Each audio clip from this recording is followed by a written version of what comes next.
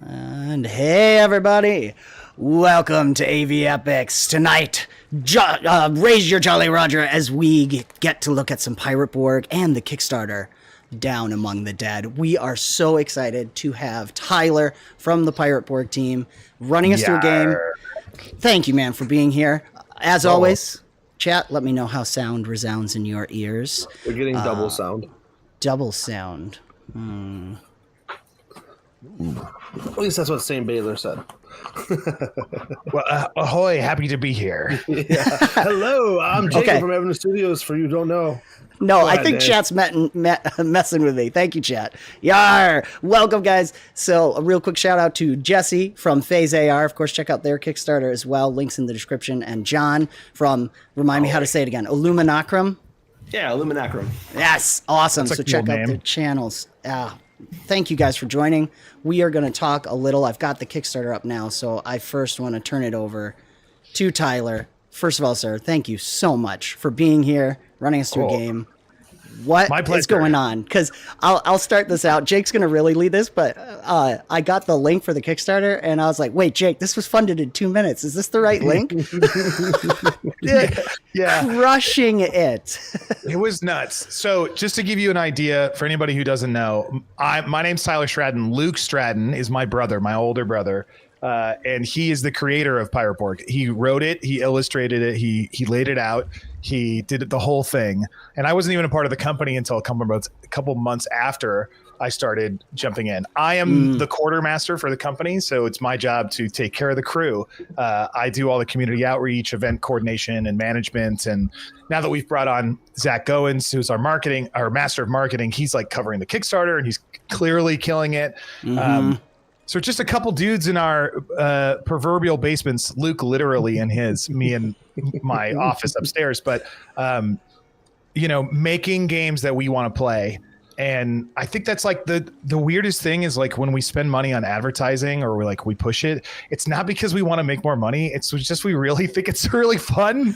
Yes. We just think we're just paying so that more people are aware of it exists. And you have to like kind of get over that hump. And anyway, yeah, we're blown away. The Kickstarter was funded immediately in 2 minutes, basically as fast as it possibly could be funded.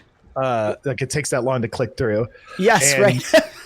I mean, not only was it funded in 2 minutes, but yesterday, during the roll for combat stream that Luke was doing with them, you guys also became the project we love for Kickstarter, right? That was yeah. I didn't know that. Congratulations. Thank you very much. There were actually several Pirate Borg things or pirate related things that launched on Talk Like a Pirate. Thursday is a bad day to launch, so we all launched on Tuesday.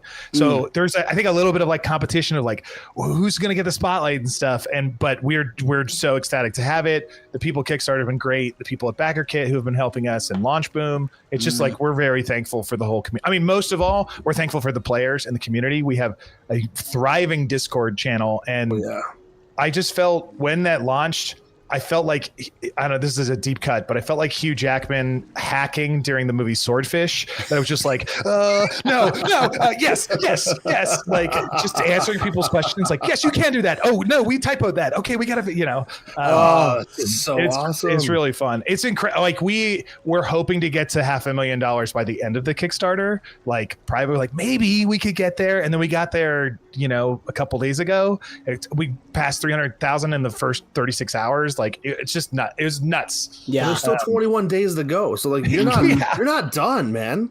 I mean, links in the description right above it. Our bot is spamming it in chat, so click that, check it out if you haven't already. Listen, if you're what is it, the 550? I'd really like to hit the 550 stretch goal because the coins.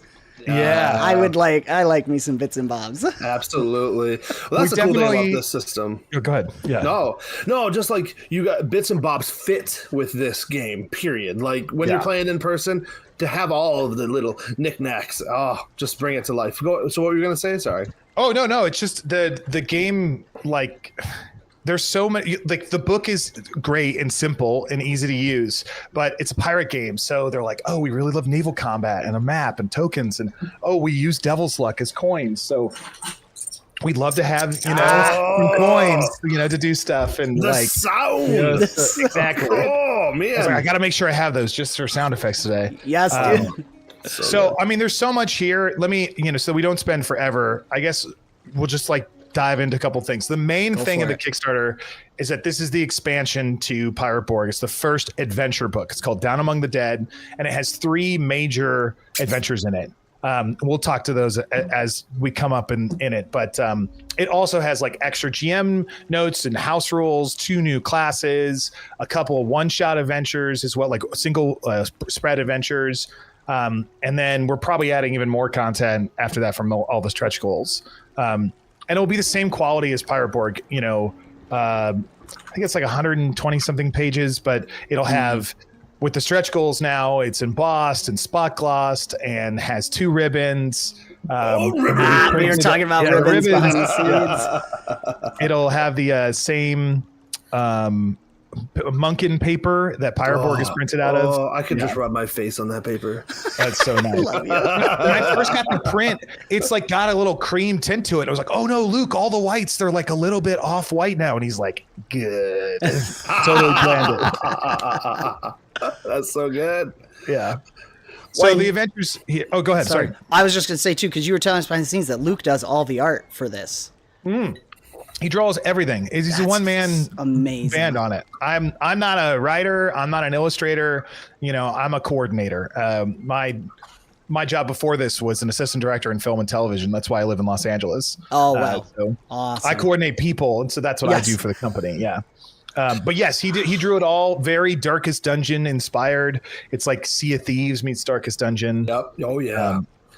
I'm feeling it. So tell us, I know you've said this in multiple streams, but tell the people who don't know, because I know we have a couple in our group, what comes in the starter set? Oh, great question.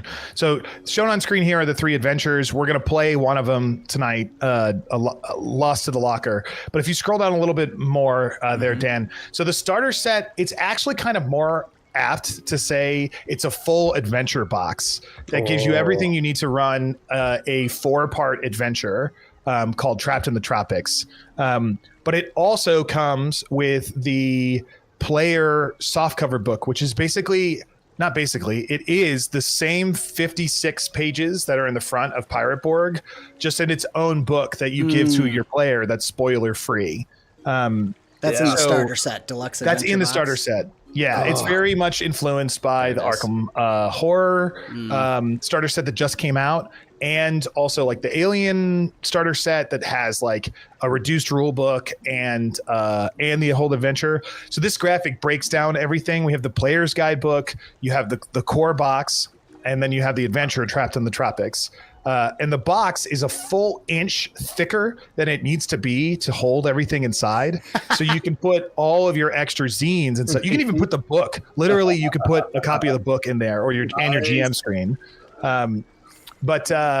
Yeah, we wanted to like make it as easy as possible, but we gave you character sheets in there and character sheet cheat sheet guides that are laminated, so you can like use dry erase to like make a character. There's 3 double-sided A2 maps that can like fit together so that you can make them even bigger, and a map of the Dark Caribbean. All the reference cards in that are for the monsters and stuff that will be in Trapped in the Tropics, which is like 95% new creatures. It's like none of this stuff is a double of what you already have. So it's meant to be that someone's like, hey, I have the book. I have the deck of cards. I don't think I need the starter set. And we're like, whoa. Nothing in the starter set you already own except the player's guide, which you don't already own. You just own the book that has the player's guide in it. We really talked a lot about it. I was going to make a joke about a certain company that did something like that. Anyways, everybody drink. People they're like, oh, is there anything extra in there? And we're like, although that's really cool and fun, we don't want anyone to feel obligated that they have to buy it in order to get that little piece of extra that they don't have in their book. It's not about any gotchas or make you buy more. It's about what's the best product we can possibly make. And so that's what we're going for. And the stretch goals are unlocking to like also spot gloss and UV, the box. And we unlocked a stretch goal to release the player's guide as a hardbound copy on its own as well. So people who want to buy like 3 or 4 of those for their players at the table can do so for half the cost. That's so awesome. I'm actually going to shout out a question in chat. I think is a good one to go over. Tom's asking, is the system looks awesome. Is it a standalone or is it a Pathfinder offshoot? Okay, so it's a Mork Borg. It uses the Mork Borg system, which some people instantly know what I mean and other people don't. Mork Borg is a game published by Free League, who is our publisher, but they're created by this own company called Stockholm Cartel. It's basically a very, very simple D20 version. There's no skills. It's just 5 stats, 4 stats actually. And they have an open third-party license, meaning that you can use their mechanics and stuff without any permission, just, include the legalese. So Luke took that and basically did a page 1 rewrite of all of it, but piratizing it, and then went 3 times the content beyond that, that Mork Borg originally has. So it's totally standalone. In fact, the rules are free. Like you can look, there are references on our webpage at pirateborg.com that you can see like all the rules to the game fit on just these 2 pages. Here. So nice. So it makes it nice. And we added naval combat into there. So and those all fit in this one section right here. So many times we've begged for that in other games and stuff, and you're always homebrewing it. Honestly, their naval combat is pretty good. Like as simple as it is, even if you don't get Pirate Borg just for that and put it in your system, because it works and it's Thank you. Pretty good, yeah. So we talked about Pirate Borg as a whole. We talked about the starter kit, but tell us what actually you said. Down Among the Dead is an expansion that has you said 3 adventures, right?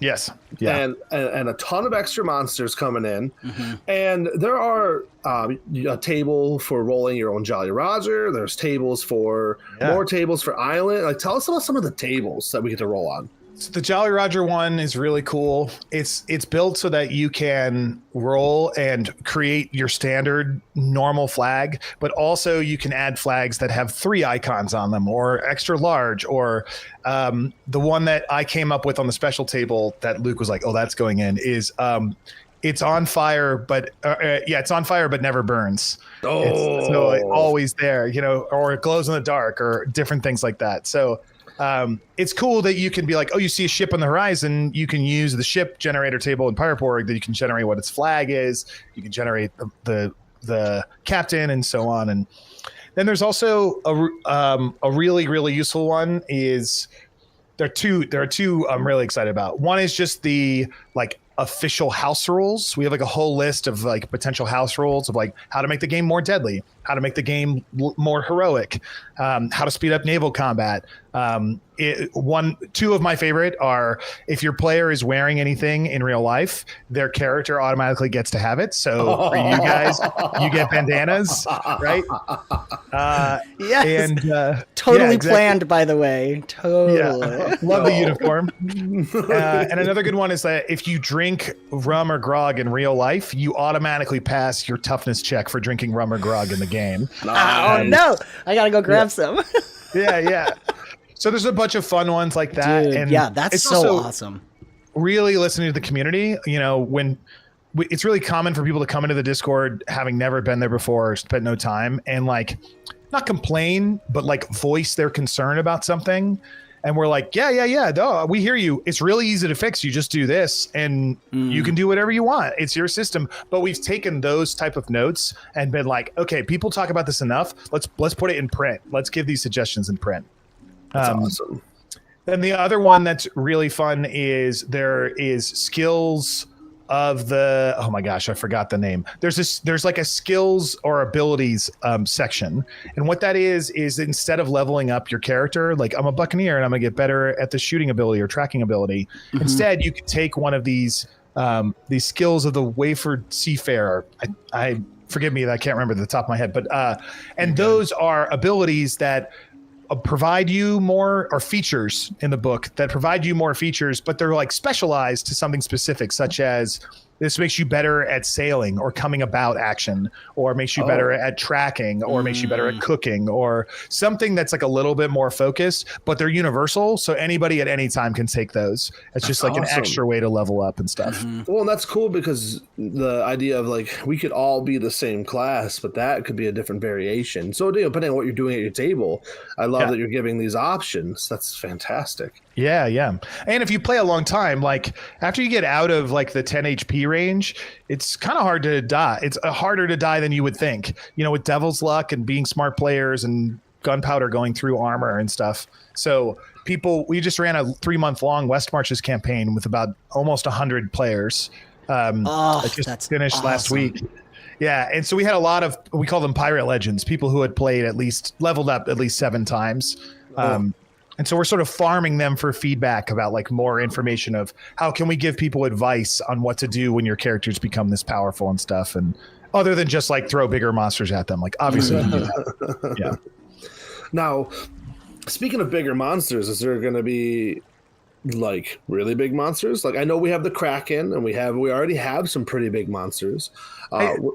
There's no plan to my knowledge to have a distinct bestiary in this book, but there are creatures in every adventure for sure, and there are a bunch of new ones, and the book is organized that sometimes those creature stats are in line, but then also there's going to be a section at the back that has all of them there. Nice.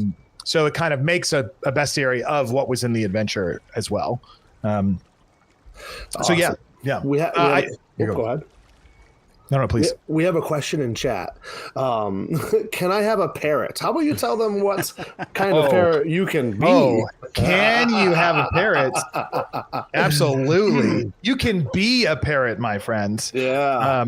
First off, you can roll randomly to start with a creature, but on page 49, and I'll show it here on my screen, there is the Lucky Parrot class that you can roll up as one of the alternate classes. And this is, you don't have a class other than that. You have some crazy abilities, but you, a colorful talking flying bird, roll D6 for Devil's Luck points each day. Instead of a normal person is D2 and some people are D4, but you only have 1 hit point. So it's like, oh yeah, you die really easily. But it's really fun. I really wish I'd known that for this game. Yeah, because that would have happened. It's a little bit of a meme fun, and it could be super fun. But I'm glad no one is playing that right now. We have some stuff to do tonight. Yeah, so I'm pretty excited about it. So when you think about what of the 3 adventures that you have here, do you have a favorite one? I know it's a hard question. I know. But It is a hard question. My daughter has just walked in and decided to join me. Hi, how's it? Look at that. Freya's on the internet. Hey, Hi, Freya. Hey. Not to be confused with Freya with a J. My Freya walked away. Yeah, she's down here. Hi, girl. Say hello. Our kids still probably. Hi. The kids are gonna be so I guess I forgot to jealous lock now. the door. So hi, everybody. Dude, happens. know how many streams my children have walked in to tell me something. Yes. This is the best. Okay, bye, Freya. It's so awesome. I mean, we love family. Well, yeah, so I know you it's guys all are good, yeah, man. It's so good. It's good. She's great. And actually, I like have this job because of her. Like I didn't want to work as much as I was working. So, Oh, I love it. sorry to My answer heart- the question. Oh yeah, on cue. Look at that. Yeah, there's the dog. They're familiar. Love it. My favorite is so some of them aren't done, so there are still a little bit more parts to it. Yes. So yeah, sorry, but you're I good, think man. Lost to the Locker is my favorite, the one we're gonna play tonight. Oh, sweet. Cool. So, and I won't say why until we get into it. But Oh, I'm so excited. yeah, it's stay tuned, everybody, till watch. It's I'm not going to describe it. You're just going to see what happens. No, please don't. I'm excited to be surprised. So please. So for our viewers, if you go to the Kickstarter right now, there is a PDF on there. No purchase required. You can look through some of that stuff too. You can go to Limithron's website or Pirate Borg's website. You can generate pirates in a click, legit a click. And you could be playing this with your friends tonight after the stream, of course. Yes. Of course. And But for real, and all the links are in the description. And of course, we're spamming in chat the Kickstarter. Now, I have another question because I love the naval combat stuff. And so I was just curious on what is added to it. Like, can you give us a little sneak peek of stuff that you're adding? Yeah, so the biggest thing that's being added from a naval combat perspective is that the starter set comes with naval combat ship tokens, and it comes with a hexagonal water mat, so that you can jump into ship combat immediately.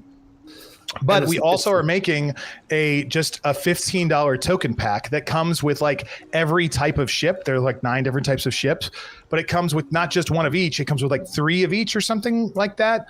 That includes variants like ghost ship versions, pirate versions, British versions of each type of ship. Excuse me, a mix and match assortment of those different things.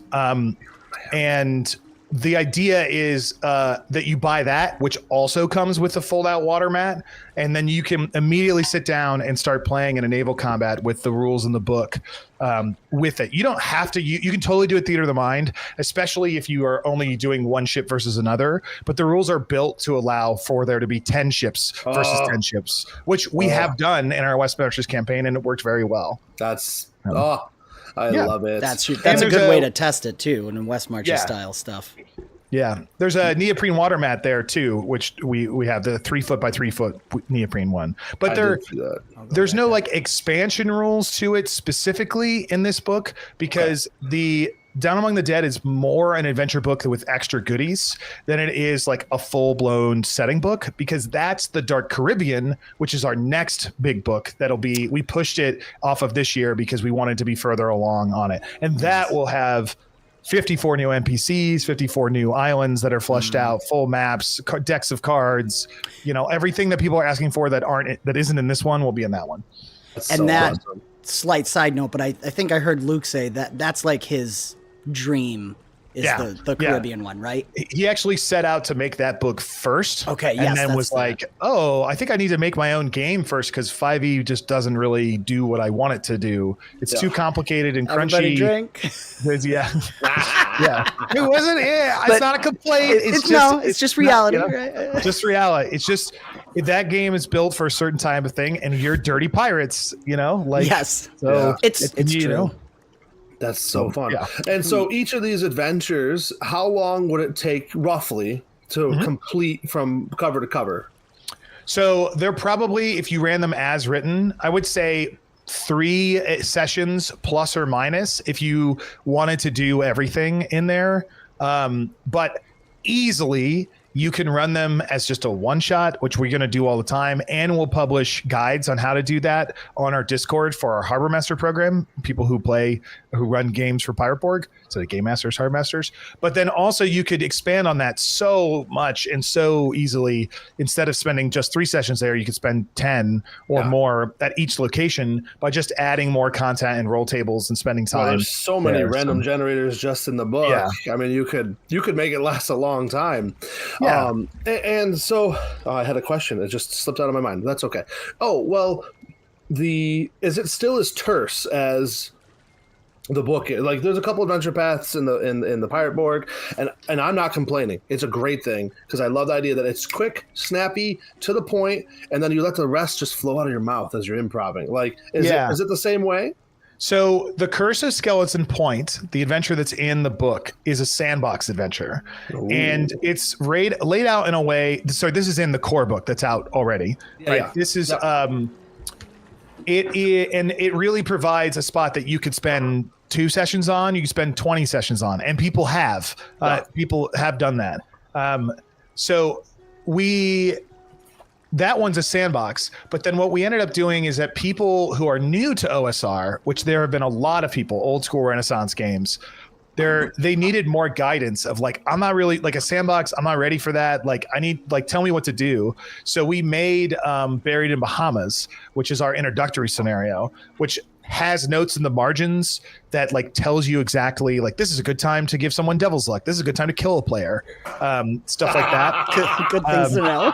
you mean player right? Like no, I'm just kidding. The fact that we're going to kill a player like in the first 5 minutes immediately sets the tone to be different. Oh, so, and you're down one player and you don't have to worry about it. Right. Well, but here's the thing.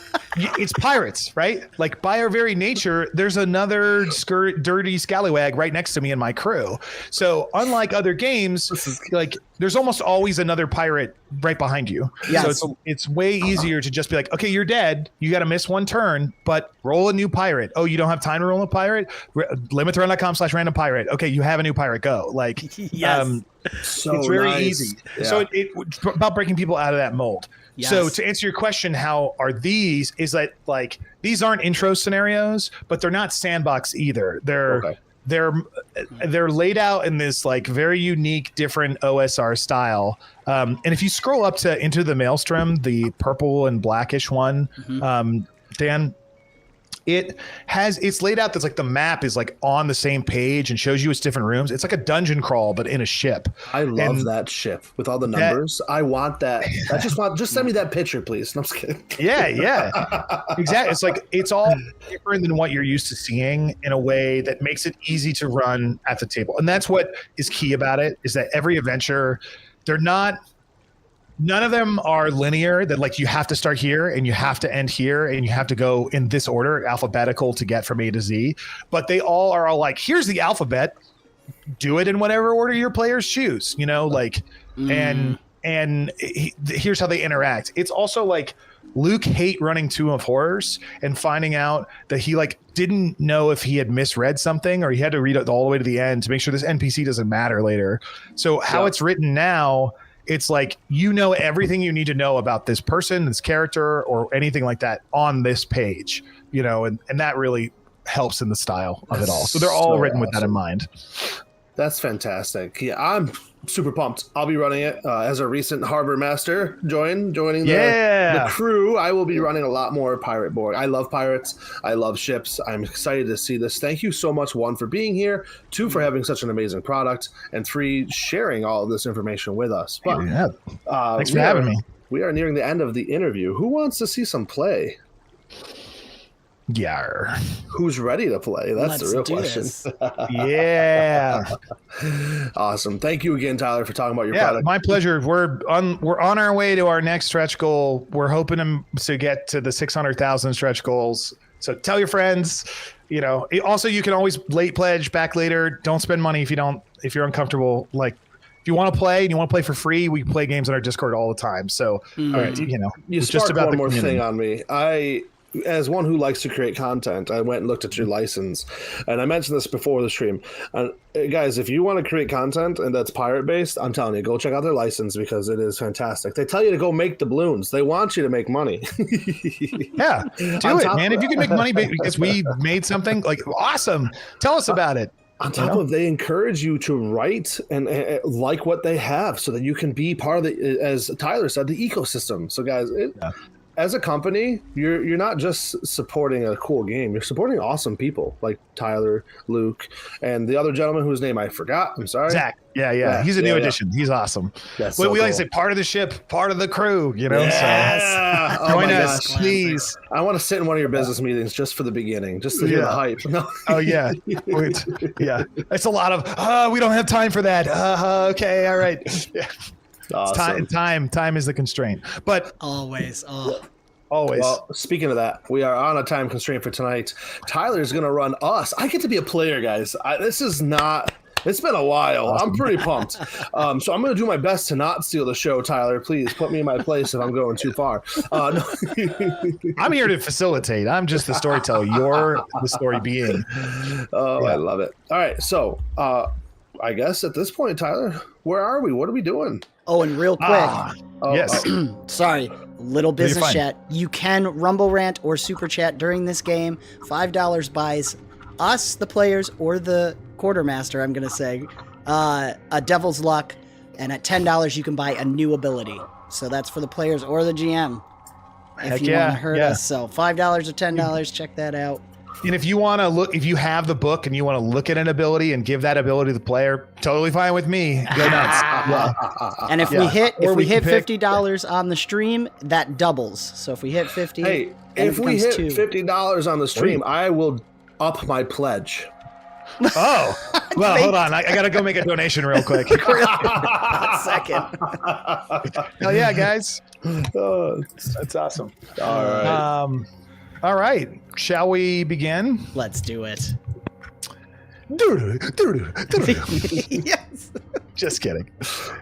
Yar, you scurvy sea dogs. You find yourselves on your old ship, the Siren's Call.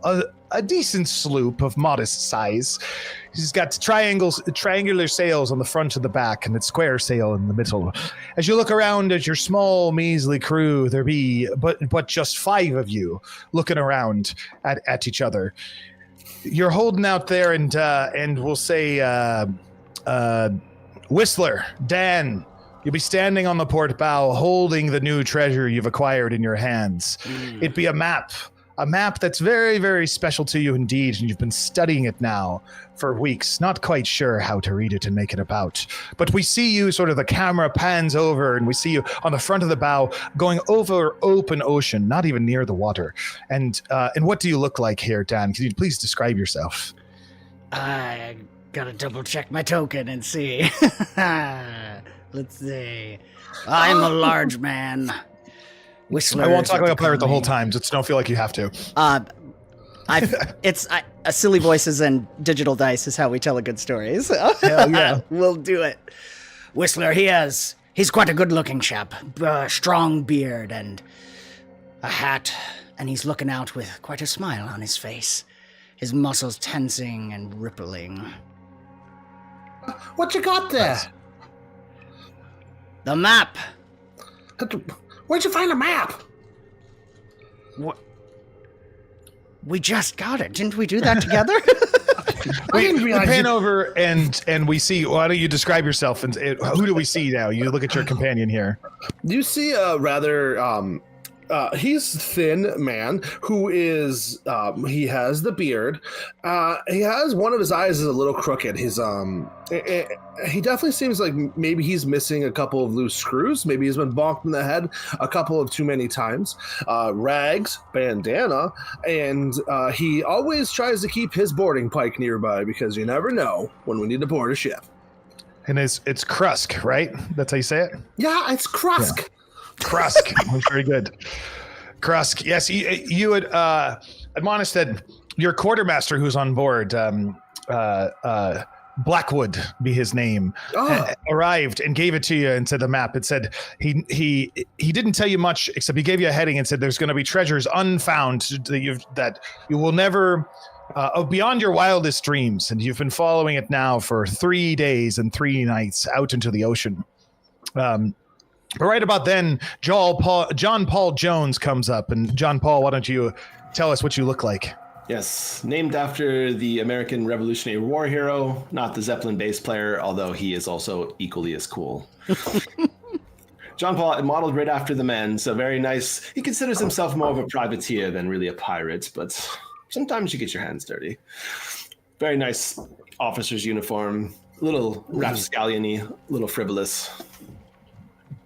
Why do we need treasure when we got each other? I heard that's the best treasure. But we could get more treasure. I reach over and grab Apex. But look at this friend of ours. Whistler's so confused.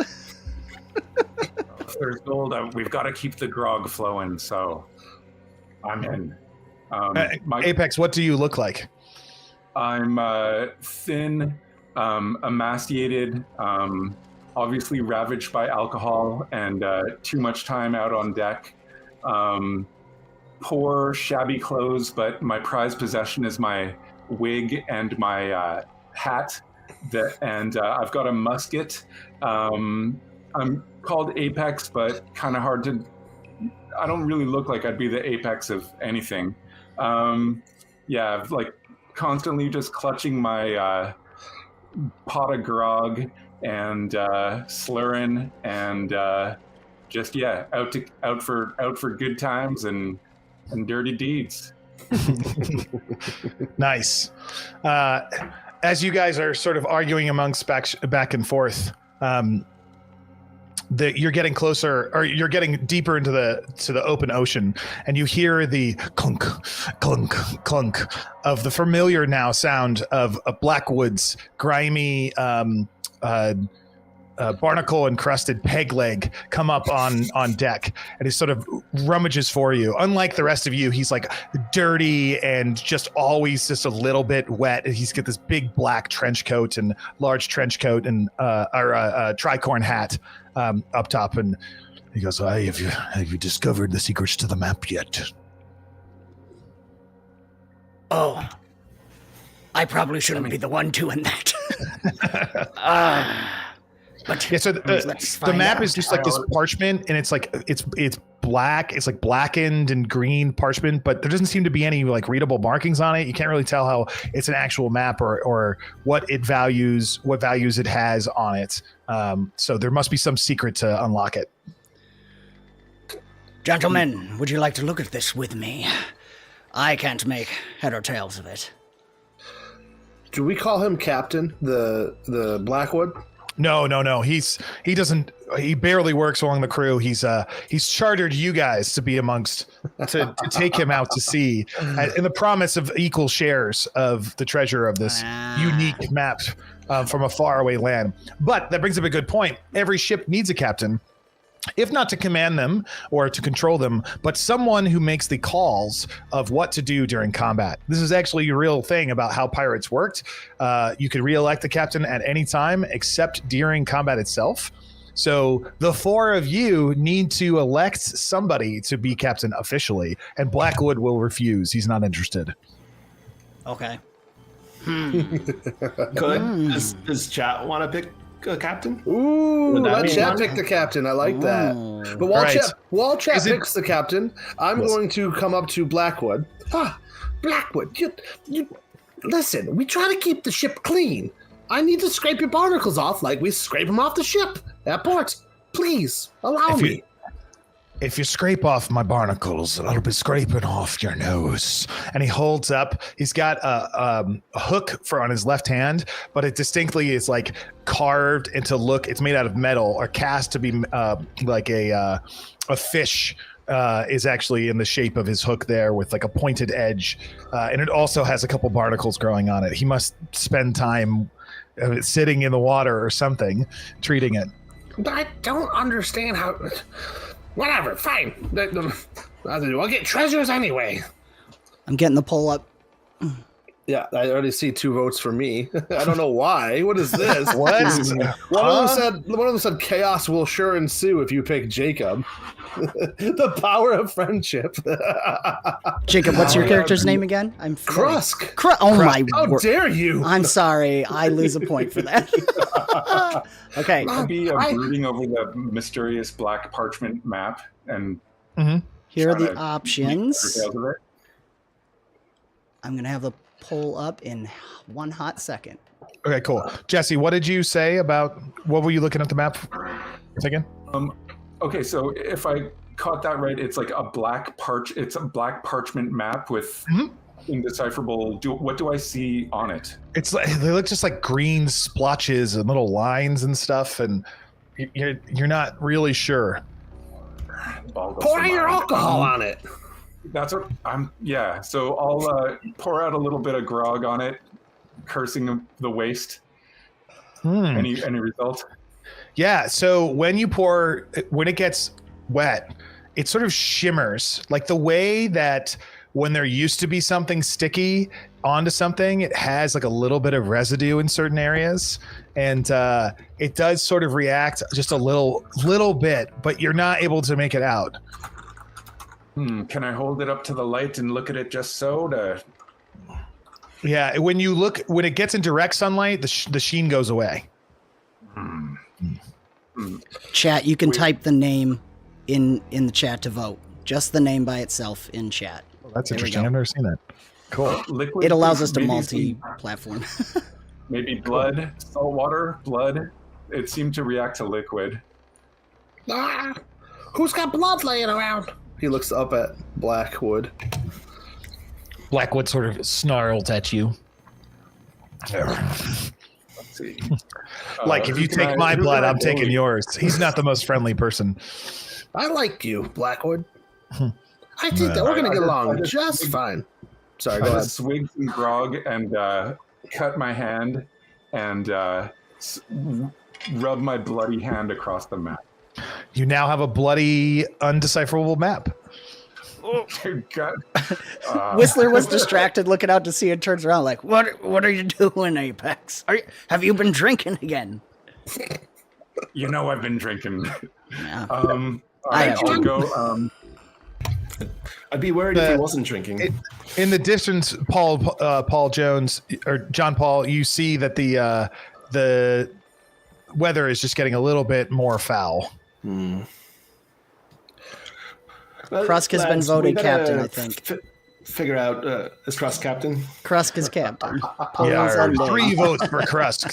Motion carries. Aye, Captain. Well, Captain, my captain, there seems to be a storm on the horizon. Should probably move. The siren's called handled many a storms. I think we'll be up, but maybe we should skirt around it. What do you think? Yes, that would be lovely. Yes, thank you.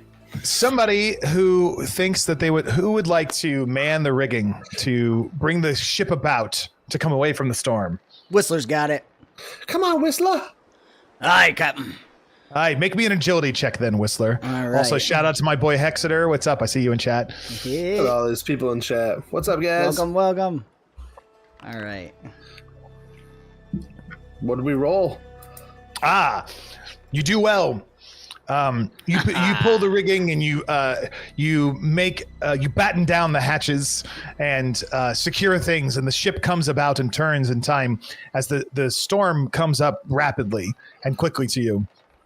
But Jesse, you're still holding the map, a now bloody map, as you're trying to decide it. Did you want to do anything else before things got worse? I mean, I'm pretty obsessed with this map. I'm always trying to know the way, and I'll try to clean off the blood with some grog, and just try to make sure it's not totally ruined. I don't like ruining treasure maps. Part of the job description. I like Sure. that. I don't like ruining treasure maps. I don't like losing. Yeah, what do you use to clean it off? I'll use a bit more grog. Okay, yeah, the sheen comes back more, but it doesn't. It seems like it needs to be more wet. It's not quite. It's not quite enough. But you are able to get most of the blood off before it dried. Okay, cool. Yeah, I'm feeling, anyways, I'm obsessed with this map. I'm thinking it's some kind of liquid, maybe salt water or something. I'll just keep I'll roll it up and so that it doesn't get blown away in the storm and help out on the sailing.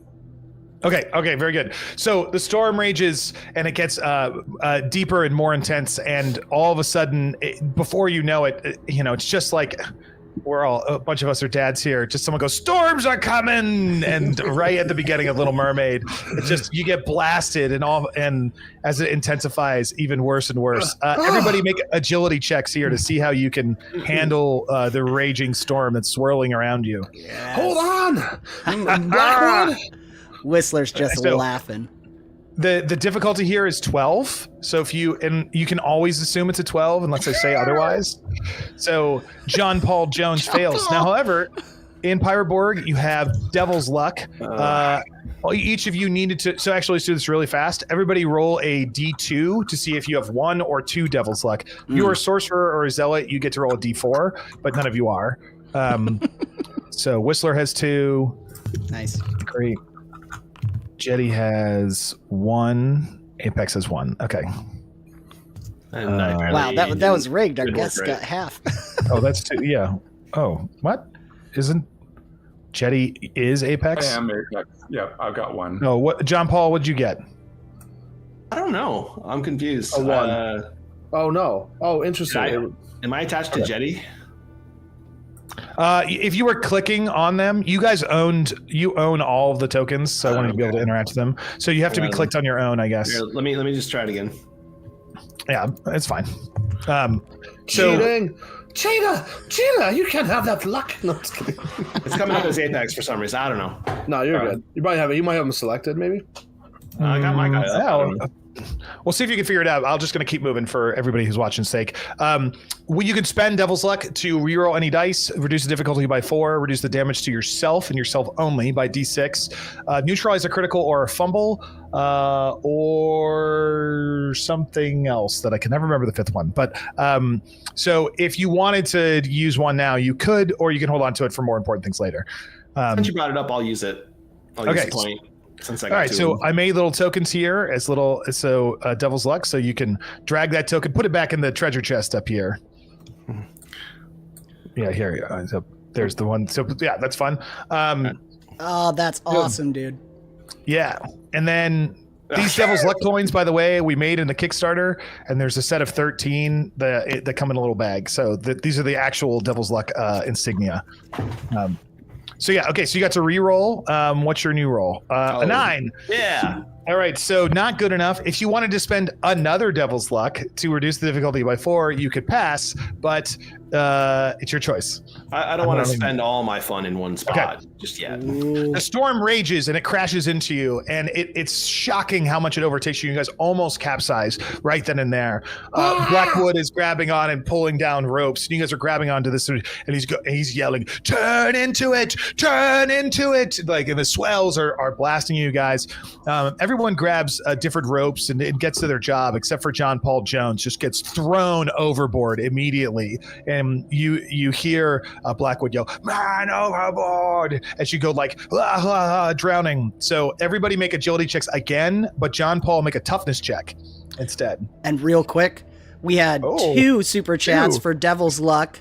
Mojikian wanted to give one to some of the crew, but I like that he said the ship. So I think Mojikian's goes to the ship herself. Okay, here you go, the ship, which means when we do the ship ones, anyone can spend it as long as you're on the ship or related to the ship. Let's do Jason Hunt's too. Guys, if you want to specify a specific person, you can, but two for the ship. Two for the ship. Very good. Okay, all right, not to John Paul. I love it. Thank you, guys. We also, that's awesome. I'm halfway to upping my Kickstarter already. yeah.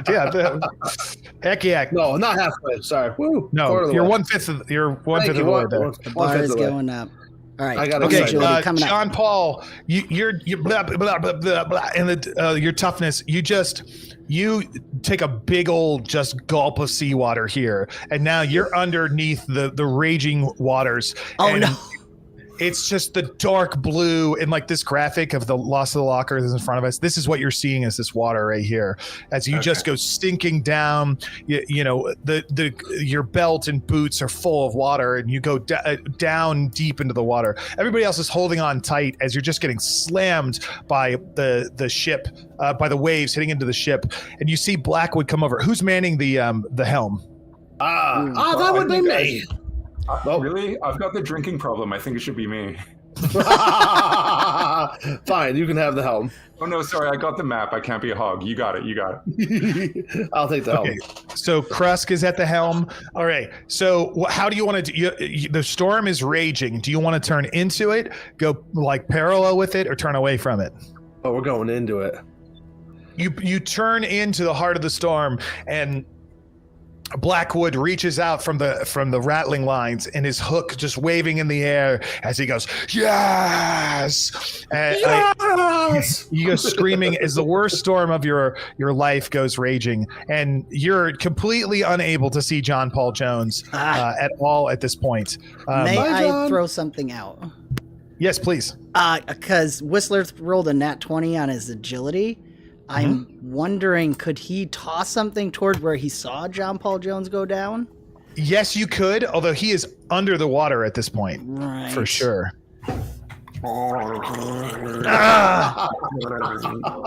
John Paul! I mean, I'll try for it. I love that. I'm on the rigging, so I figured I might be near the... You toss a rope out in the ocean and you try and see what you can do, but you can't even see him anymore. He's already underwater. As the maw of the ocean opens up and a full maelstrom is hailing around you, you feel like you would be in the eye of the storm itself, except it is worse here than the hell of your own mother's womb. It's just terrible destruction. It's like the worst hangover in storm form as it goes raging down upon you. There's only one option, and that is to go forward. As your ship, the siren's call, reaches out a scream and a hail. What do you guys want to do? You have seconds before you crash into the center of this thing. Laugh. I mean, Whistler's gonna be trying to keep an eye out. Hope he can see something. I roll up the map and shove it down my pants. Nice. Okay. Cool. Anything? John Paul, what are you? I know you're drowning, but do you want to do anything? Trying to swim. I'm just trying to get back to the surface. Make another toughness check for me. All right. Whistler, what did you say you were doing, Dan? Trying to keep an eye out for John Paul, like he's leaning out on the edge. Oh yeah, you can't see nothing. You can't see anything. I think that's all he's doing. Oh, not bad. Okay, all right. You guys rage and look and do the best you can, but the siren's call slams into the center of the open maw of this abyss that is opened underneath the maelstrom as it just comes in, and the last thing you see is Blackwood at the front of the ship go, finally, as you somehow think this is exactly where he wants to be. The maelstrom crushes down upon you, and you all drown. I did it before it was cool. I did it. That's so good. I died on his live stream, Dan. I think that's my first time. There you go. That's true. You gasp in your lungs, and you have that gurgling sound effect again. And as you are drowning underwater, and you can move your hands and you open your eyes and you see this hundreds of floating corpses chained to dozens of giant rocks floating in a kelp forest that's about 30 feet away. Thousands of skulls and bones litter the ground beneath you. And there's an eerie mist all everywhere in different directions, and there's no sky to be seen, and the shimmer of water above you just out of reach, maybe 15 feet above you in the water. And the Foundry page is loading for you as your eyes come in focus, so we'll all see what you see here in just a minute. But each of you are. I might not have vision if I'm supposed to. It looks like it's just maybe black. that's what it is. Okay, I can fix that. You open your eyes, and nope, I didn't hit save. You open your eyes, and boom, you see this terrible visage around you as you are underwater, chained to these giant rocks. Can you see it now, Dan? Yes. Yeah. Thank Okay. you. Oh, perfect. What do you want to do? Start swimming up.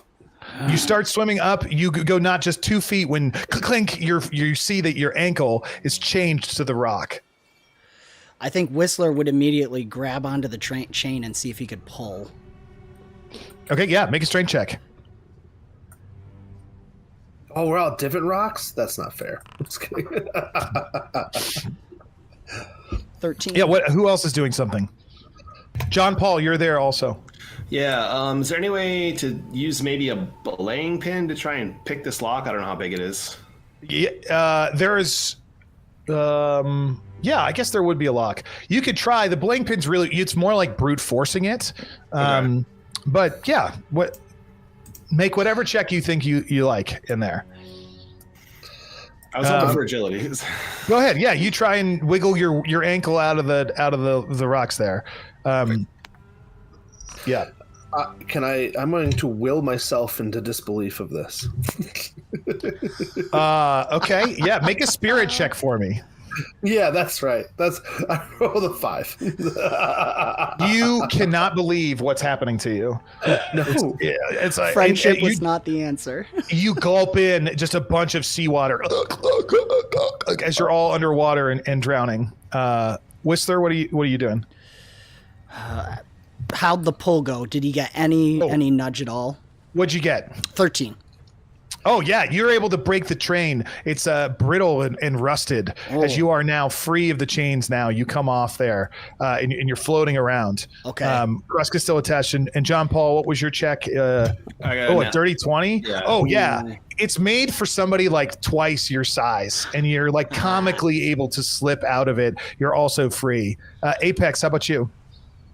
I pull my hat down tight over my head to make sure it doesn't float away. Am I breathing water? Are we dead? You're not breathing. You're drowning. It hurts. We're drowning. Yes. Okay, yeah. so You're going to die in a matter of minutes. Okay, so I pull my hat down so I don't lose it, and I also try to wiggle out of my chains. Okay, yeah, prove it. Okay, agility. Sure. Yeah. Oh, yeah. You're able to do so easily. You realize that if you just if you put your ankles together, then you can slip them out by pulling off one of your boots, and you're able to pull off. You look over and you see Blackwood wedge his like serrated cutlass in between his and just yank and breaks it. Clearly, you can see clearly he's a strong guy as he bursts up as well and goes floating up towards the ceiling. You look around and you see a family, 3 merfolk, half fish, half humans, are on this center one here in the middle. That are all struggling as well, that are attached and gasping. Even though they have gills, they seem to be like in panic mode and stuff.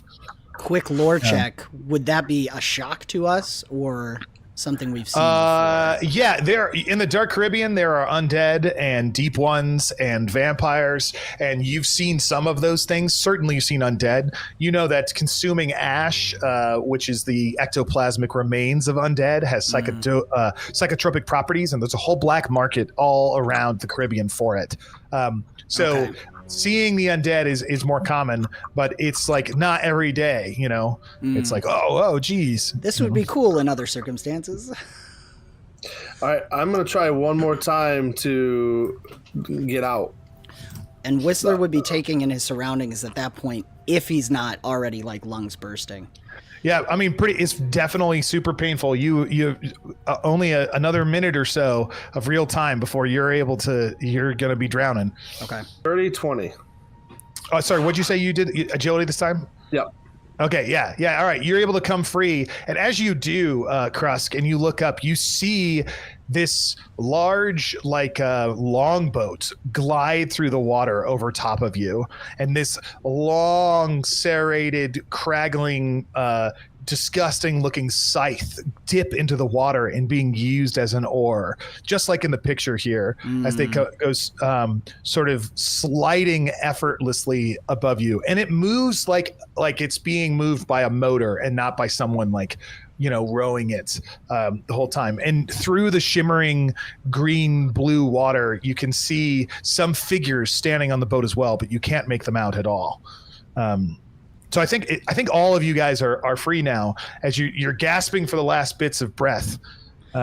If I saw everyone free, I'll start heading up. Okay. Yeah. You guys away from the boat, I was just going to swim straight up, but since I see that thing, I'll swim a little bit off to the side away from it. You swim off to the side. Yeah. You guys head up through the eerie water of this rocky landmass. You burst out through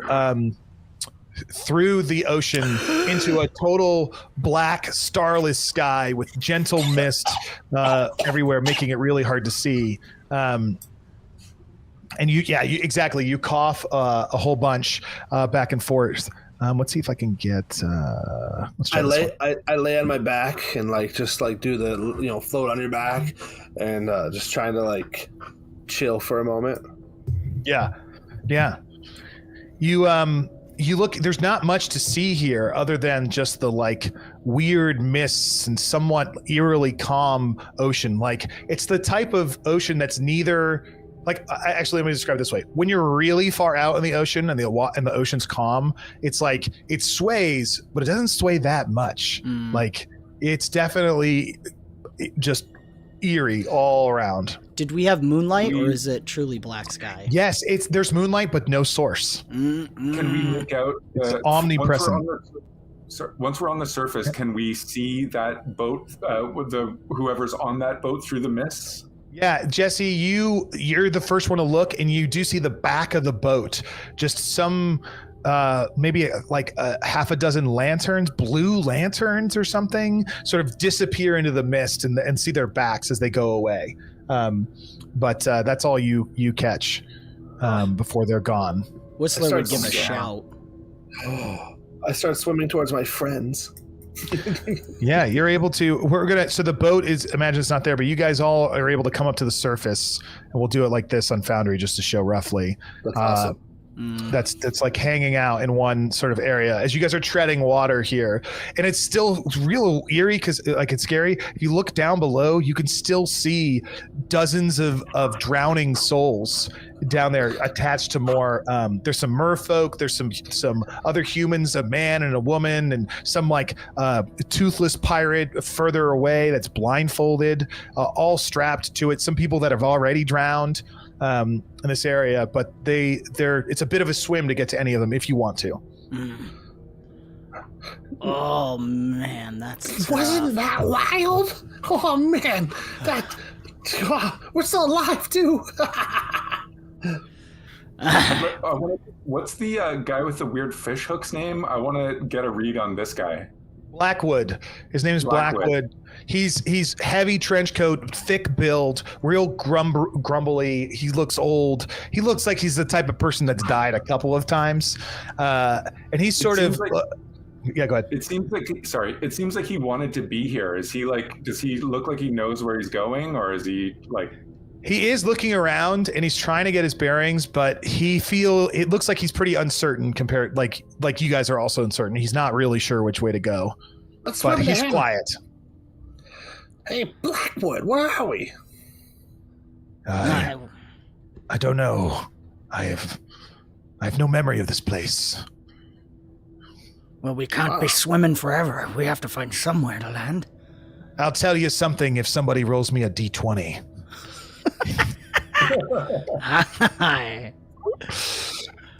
Oh, nice. 19. Oh, very good. Whistler's hot tonight, guys. Someone's got to make up for me. He said, all I know is that somewhere down here, there's an upside down ship.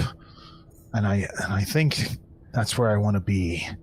I heard it called to me in the night that that's where I wanted to be. But I don't know any more than that. I can't tell you anymore. How's this tied to that map? the map. Oh no, the map. And he's like searching around. He kind of like a little bit falls in the water because he stopped swimming. And he's not a very good swimmer because he has a peg leg and a hook for a hand. So he actually is like, yeah. Okay, I pull the map out of my pants and I unroll it. Oh, you unroll it. It is glowing, my friend. It has all types of glowing markings and runes and even labels written on it. And there seems to be writing on it in which there wasn't before. It's very difficult to read right now because you're treading water, but you're certain this is a treasure map of some kind that has meaning. You see an X on this thing? You'll need to stop treading water before you're able to get a good look at it. All right. All right, I'll roll it back. I'll roll it up and put it back in my pants. Yeah, you sort of lay on your back so you can tread water while you do that. It's safely secured next to your package. I mean, Whistler start, trying to get a lay of the land, like start swimming a bit because he's the big muscly dude. So he figures he can go for a bit. Feeling like I'm the captain, I'm just going to point in a direction. Let's go that way. Which cardinal direction is it? It's irrelevant which one in front of you. You can't tell, but pick one: north, south, east, or west. South. South. You start swimming in one direction, and you keep swimming and swimming and swimming, and you see you're not even sure you're making any progress at all. In fact, it feels like you swim for roll a d20. Rolling now. Also, when you guys, if you do me a favor, when you have a result, anytime you roll dice, if you can say the result out loud, it saves me from having to look. I got a 2. You got a 2. You swim for 2 millennia. Huh? 2 millennia. Do I know it's 2 millennia? Oh, you guys got a $10 new feature for Oh, Whistler. Tom, thank you so much. Oh, hell yeah. If it's not That's called awesome. out, Thanks, Tom. Quartermaster, feel free to give him whatever you think. Yeah, what class are you, Tom? You're He's brute? muscle. Yeah. Real quick. Yes, you're gonna get. Thank you, Tom. Guys, check out the Kickstarter. It's being spammed in chat. It's also in our link in the description. The Kickstarter for Down Among the Dead. And also, you can do $5 chats to give us Devil's Luck, $10 chats to grant a new ability, which Tom has just granted Whistler. As you swim, your skin hardens and ripples and thickens. You seem to get a scaly fish-like metallic sheen across your skin. You now have the ability thick-skinned. You count as having tier 1 armor, which is a -2 D2 to all incoming damage. Nice. What is going on with you? Yeah. I feel good, but as heavy. you swim for 2 millennia, though, before you're able to ask another further thing, you see movement in the mist as a large cloaked figure with a big oar comes sailing, drifting towards you in a longboat, nay, a ferry. As you see a 13-headed monstrosity of a creature rowing its way right by you. What do you guys want to do? Did you say 13-headed? 13, yes, it has 13 skulls for a head. I will show you a picture in just a second. Dive down. I get. All right. I captain. You're just gonna do it? Okay. Here's the creature. Yeah, buddy. You want to zoom in on that a little, Dan? Oh, yeah. See it. Yeah, no. Yeah, that doesn't so- look Oh, friendly. snap. That's not friendly. No. Dive, boys, dive. You do note that he has no one else is on board the little ferry with him other than this creature. And before there most definitely were. He came from the west.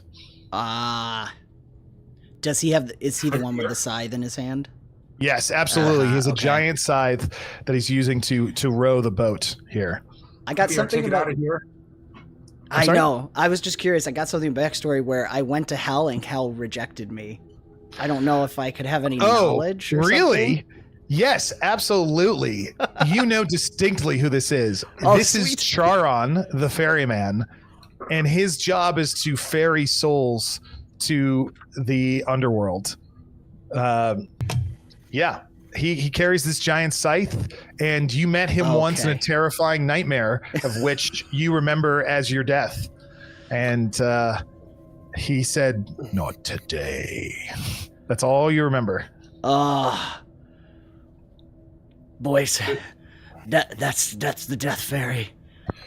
Dive! Underwater. Diving. Yeah. All right, you guys avoid it. He gets close enough to see you, but he wrote. You know, he doesn't. If you guys don't interact with him, he doesn't interact with you. So he floats away off to the east. What do you want to do now? Contemplate why purgatory is so salty. Do we know it's been 2 millennia, or is that above table? That's your best. You swam forever. You swam for longer than you were alive. Wow. Lost mateys. You guys haven't overthrown me as captain yet, huh? Not yet. But No time for a vote. What do we do now? If the boat was carrying people to the where they need to go, theoretically he's heading back to where they're coming from. So if we maybe follow him, could we get back some way? Aye. It's worth a shot. What do you say, Captain? Let's swim after him then. How tired do we feel?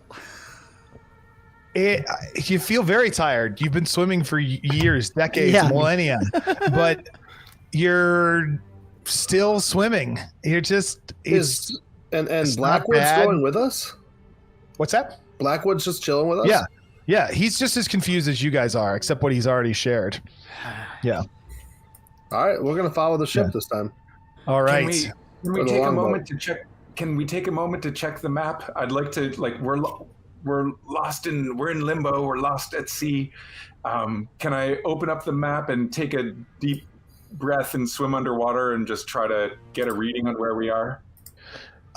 Yes, I will show you the map in just a second, but it tells you no information about where you are. Like, you have no idea. It's like looking at a map of the United States and you know what you know, right? Like, you know that you're in water. So you have nothing to go off of. You have nothing to look at. So you're just sort of picking a direction here. But for the sake of brevity, you guys come up and you decide to swim after the ferryman, right? That's what you're saying. So it's a direction, at least. You have some sort of heading, and you swim 20 feet before you start seeing something. Like, if you had just turned this way a second ago, it makes no sense to you. You're like, I'm certain we have swam here at some points. I'm glaring at the captain. He can't tell, but just keep swimming. No singing today. You see a large coral structure, a towering arch made of mounds of dead coral, mollusks, and rocks. And you see this large procession of thousands and thousands of ghostly souls. Excuse me. The coral has this like light, ethereal hymn or singing to it, exactly like the music you can hear right now. You realize you've been able to hear this sound for quite some time. Pardon me. But you couldn't place where it's coming from. And it actually seems to like come to a little bit of a crescendo every time one of these beings, entities, or souls walks through this archway. Just gonna collapse on the shore for a second, if we can. Oh yeah, there's like a little tiny dock here, and there's a couple of souls like standing around, not like exactly sure what to do. They seem to not sure if they're supposed to walk one way or another or what. Hello, friend. Hello. What brings you here? Well, I can't remember. I can't remember at all. Hey guys, they're friendlies. Are you a pirate? No, sir, I am most certainly not a pirate. I can't remember. Huh. He seems like really pondered by that. Apex has been there. Just ask him. Yeah. Jesse, at this point, you have the map, right? Yep. So now that you're at more stable ground, you've seen it, and you pull it out, and you're like, "Hey guys, look at what I have here." And I'm going to pull up. So I'm going to share this as a handout, so all of you can look at it whenever you want. Sweet. Okay. Look at the map. It's pretty now. But I'm also show to players. That's So you guys can click around. But also, I'm going to Galleon. There's the inverted galleon. The Coral Gate. We must be at the Coral Gate. Aye. You see, you have an old and inaccurate map of the locker of Davy Jones. And in the shallows of the water, Blackwood comes over and it goes, "You did it. You found a way to activate it. Oh, great Odin's Raven. That's what I've been looking for." There. What did you There. do to it, Apex? Yeah. Yeah, Apex, is this your blood? No, I think it's the Davy Jones locker water. Ah, Davy activated Jones. We're at the Coral Gate. I recognize this spot, and the inverted galleon. That's what Blackwood was talking about. Oh, yes. That's what I saw in my dreams. There's something of a significance there. I can't remember. It's like a forgotten life or something. We gotta swim there? Well, are there ways off of this rock? I'm not sure. And you guys look around and why don't I get 2 D10 rolls, a D10 by 2 different people. I'll do one. I rolled a 9. You rolled a 9. Coming up. Go ahead, Jesse. Oh, sorry. You're good. And a 7.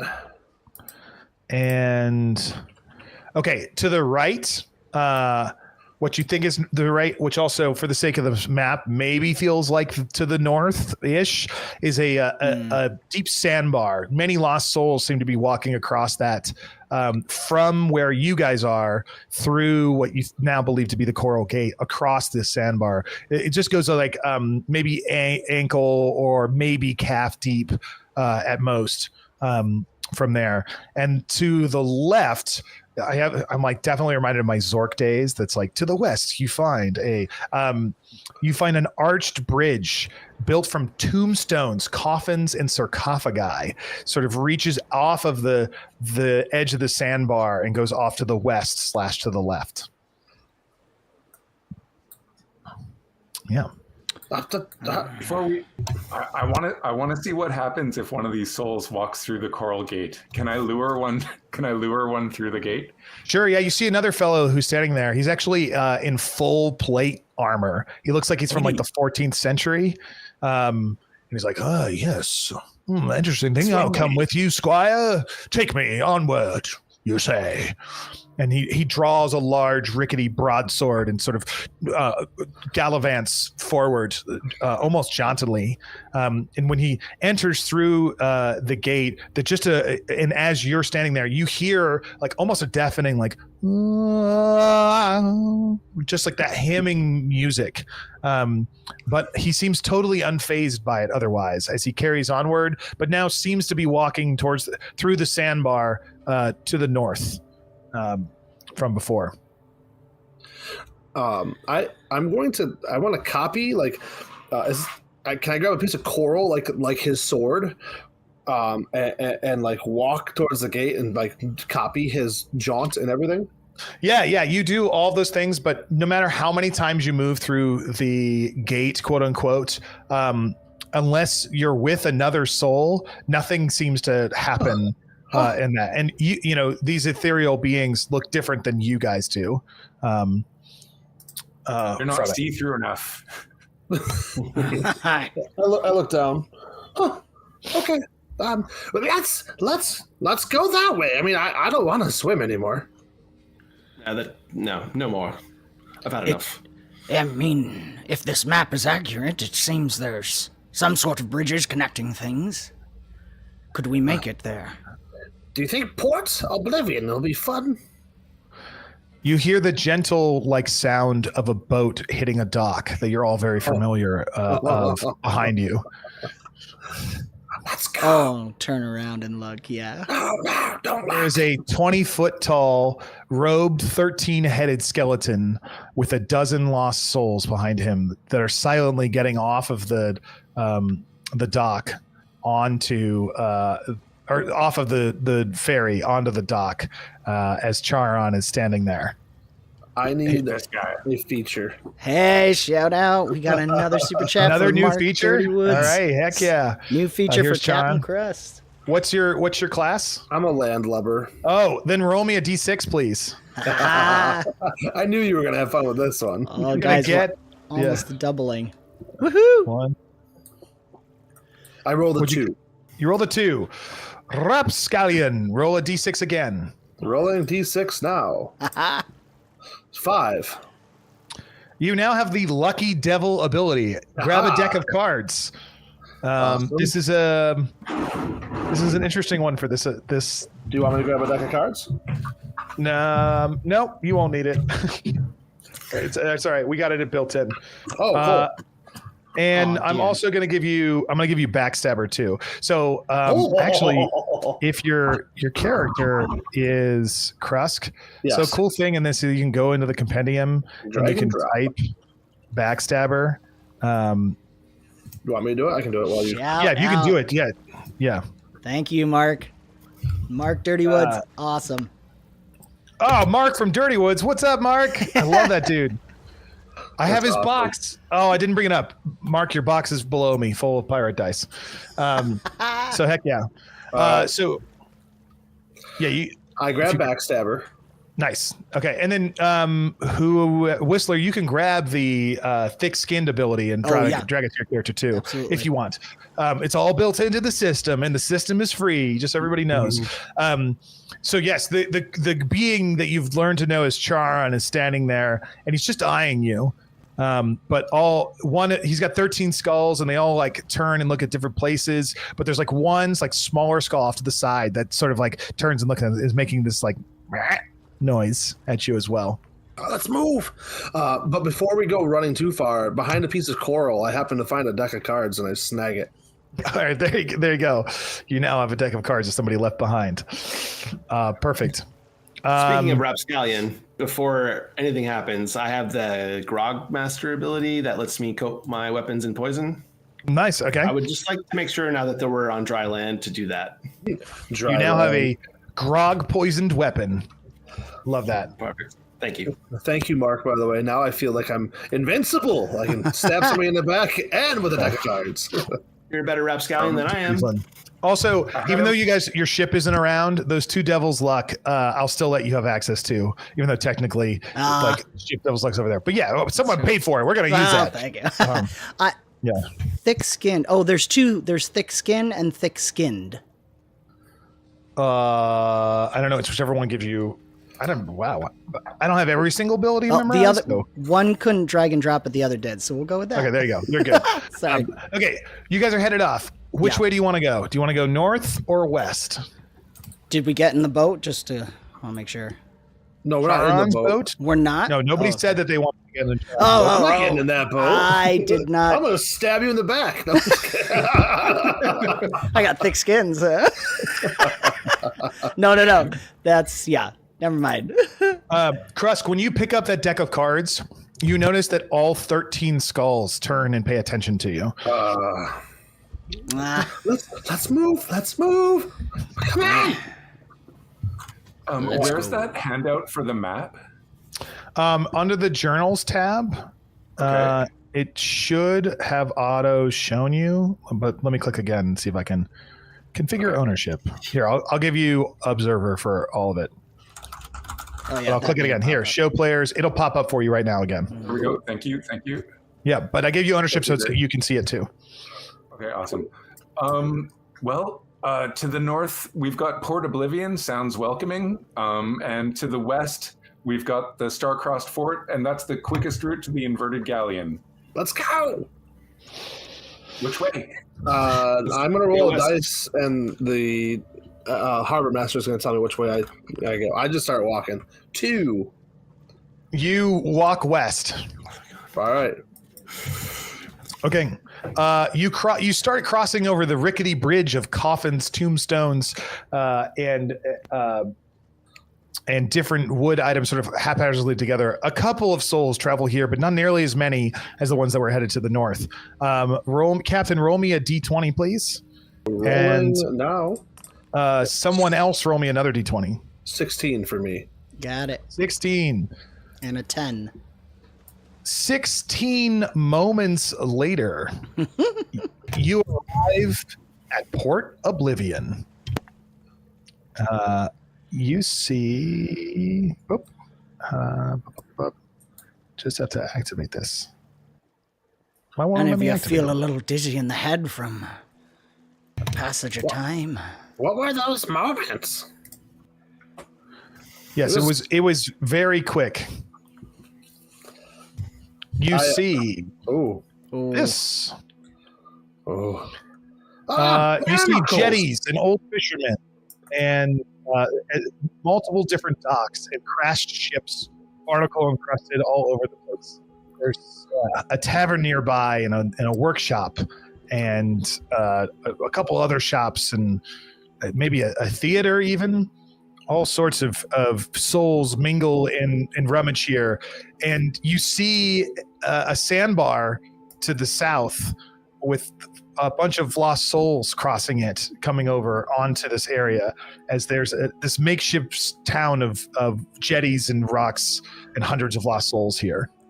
Shout out, Dave from Grimwood Games just bought John Devil's Luck. Nice. All right, we're at 35. Thank you, sir. Get to 50 and then the bonus is double. No, they look like us. They don't look like the glowing one. Oh, nobody looks like you. Oh, we're special. Yeah. Sure. Yeah. Sure. I'm gonna walk up to the nearest one, but hey, where are you going? One of the pirate-y looking person here goes, "Oh, hello. What you want to know? What are you asking about?" Where are we going? Where are you going? This is Port Oblivion. This is where I want to be. I'm not going nowhere. Where are you going? What do you do here? What do you mean? What do you do here? I live We're here. looking for the inverted ship. Oh, I don't know nothing about outside of here. I don't know this from that. I don't need to be anywhere else but here. And go over to the open casket. It's that tavern over there. Bartender over there, Jameson, he can tell you a thing or two. I don't want to deal I'm with already it. walking towards the tavern. Nice. Outside, it's like a wrecked, huge galleon, lanterns flickering, and you can hear like clamoring of voices inside. Dozens of lost souls drinking, playing cards, dancing. In fact, that's a perfect time to change the music. I guess I know where we're going. Can we buy a drink? Because I think I need it. Yes. A barrel of a man in the back there behind a makeshift of like 2 rum barrels with just like a door laid across it has made the makeshift bar here. As the barkeep, Jameson and his brother Sigmund are actually tall, lanky skeletons. They're helpful, but busy. And they're having a good time. You're like, oh yes, don't you? Here you go. And here once, so then they pour some liquid, and there's there are like about half the people here, maybe a little less than half, are not like lost soul material. There's some that look like you, and others that don't. They're skeletons and some like half zombies walking around. All manners of different life. What's happening? Yeah, sounds like undeath. Or unlife. Yeah. People are talking and gambling and all sorts of happening. But yes, you can definitely order some putrid grog, or they have a list. There's like a list on the wall, like scratched into the wood, and they're I'll give you what they're called in just a second. Yeah. What a beautiful place this is. Well, good idea. Apex, that was, yep. Let's order something good and ask this Jameson for directions, eh? John Paul, I think you need a drink. I need many drinks in many different ways, yes. Sigaman, again, a barrel-chested skeleton is like, hey, can I help you? Yes, we got Bloody Marys, black magic margaritas, grave diggers, creepy crawlers, devil's advocates, mummy mojos, zombie cocktails, witches brews. Take your pick. Is that a mojito? Mummy mojito. One mummy mojito coming up. And his brother like tosses it. It like rolls down his like skeleton and it goes like a xylophone being played along it. And he tosses it over to you. And this drink wrapped in like canvas all over it is there. And it's like bubbling and fogging at the same time. I'll take something strong and smoky. Shrug and like take a chug. Oh, you take a chug. Oh, it's like super dry, classic mojito with like a tint of mint into it. And it's actually surprisingly good, but it's heavy. It's like you can't drink it very fast. Dan, did you say you want something bubbly or what'd you say? Strong and smoky. Strong and smoky. Strong and smoky. Yeah, coming up. Here be the witch's brew. And he slides over, and the goblet is like cauldron shaped. You know, it's like really, really round in here, and it's green and it's bubbling and it's like pungent. When you get close, you're like, ooh, I'm not sure you want to drink that. But I've got the fault of drunken lush, so out it goes. Make a toughness check for me, please. All right. Yeah. You all get a variety of different drinks in here. They're all free, and they're varying levels of tasteful, strong, and different, taste, savoriness to them. Sorry, that's the one I'm looking for. Mm-hmm. Got 13. But copy. Okay, you're all right. You're all right. You're able to stomach it. But after only about 5 minutes or so, the effects of whatever you had to drink seem to weigh off a little. That's disappointing. A little bit. I suppose it's one way to make a coin.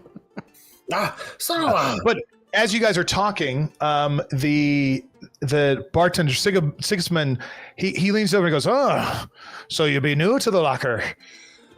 How can I help you, boys?" Well, I'm looking to punch somebody in the head, but if I can't do that, then I'm looking for He looks over at Blackwood. I'm looking for an upside down ship. Yes. That be the inverted galleon. It be chained there and has been there as long as I can remember. Some say a matter of days. Some say a matter of millennia. But, oh no, I never leave the bar. Oh yes, a drink coming up. One Bloody Mary. And he slides another drink over there. But he's still like half talking to you, you know? What's there? Well, it's over at, I've never been myself. So I can't tell you too much. I stay all in this galleon, not in that galleon. This be the open casket. Sorry, I can't be much help to you there. I like your name. Oh yes, thank you. I originally came over on the 𝕿𝖗𝖏𝖙. It's that long ship out there, a Viking vessel. You know, the true warriors. And now you see his build. You're like, oh yeah, I could see it. If he had skin, all right. Yeah. Well, wonderful. Guys, we should get going. Aye. Did he recommend the fastest route? He said, just keep moving.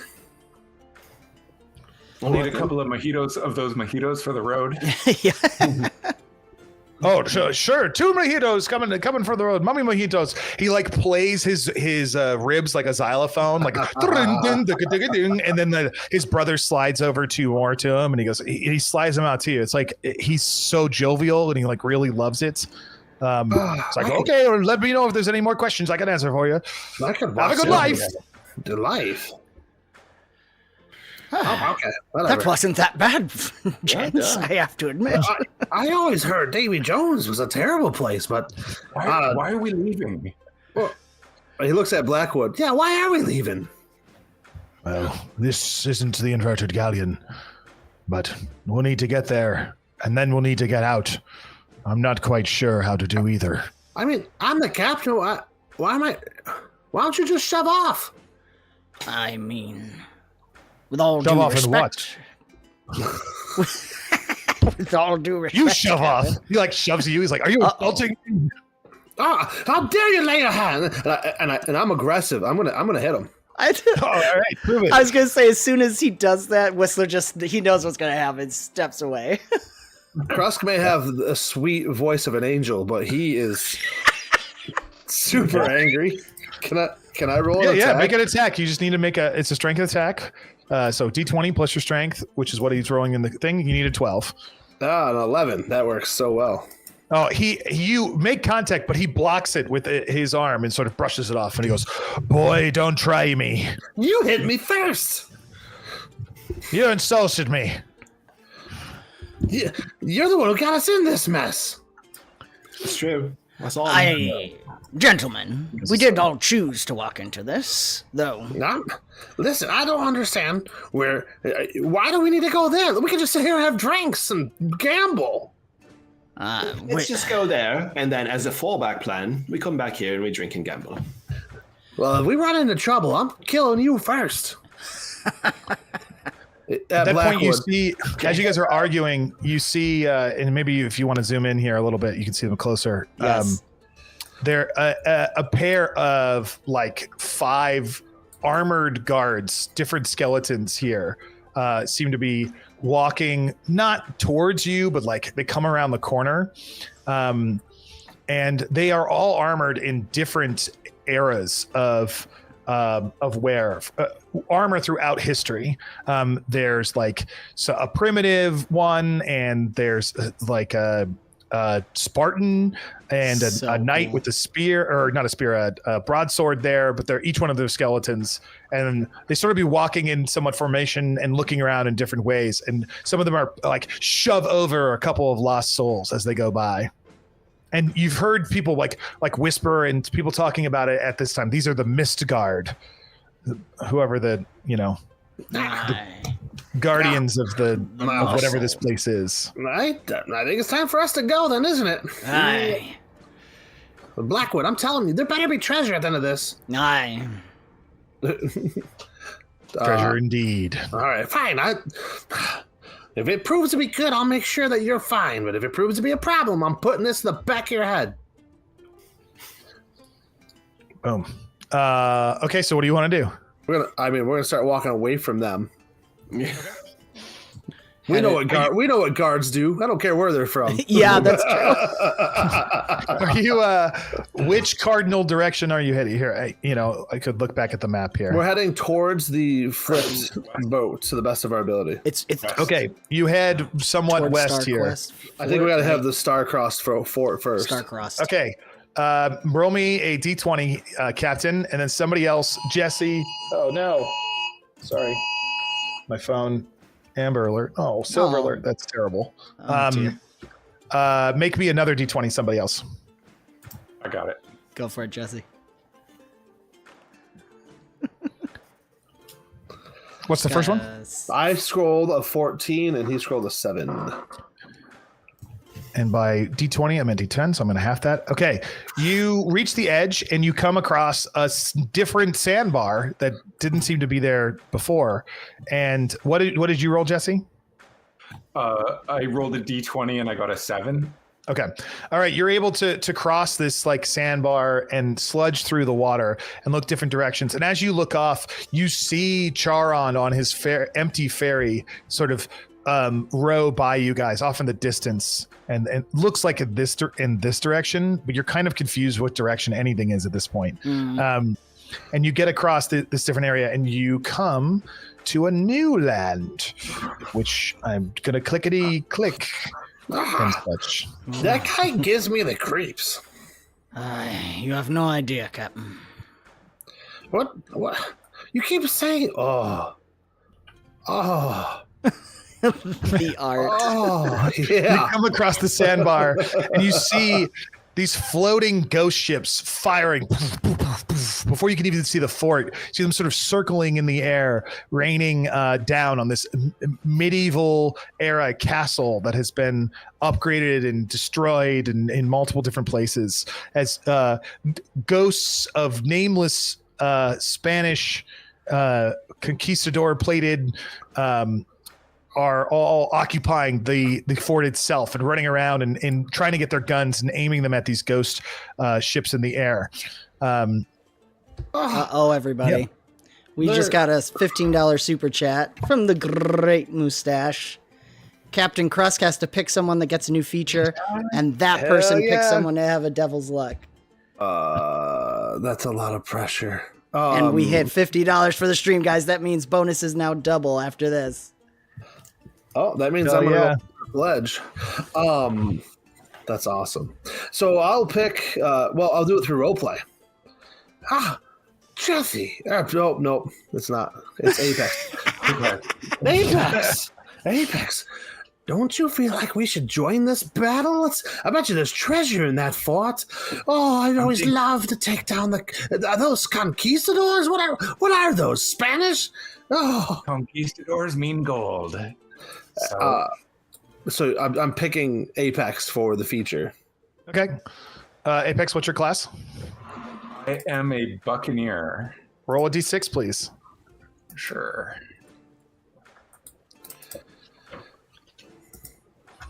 This is so awesome. Got 6. What'd you get?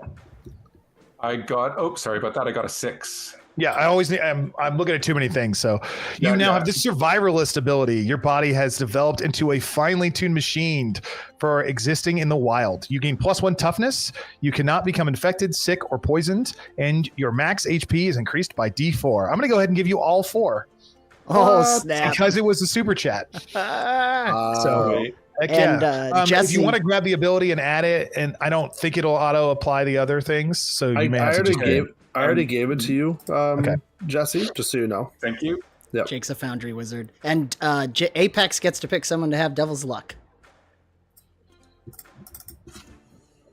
Did it apply? I still have there we go. Just okay. Right now. Yeah, go ahead.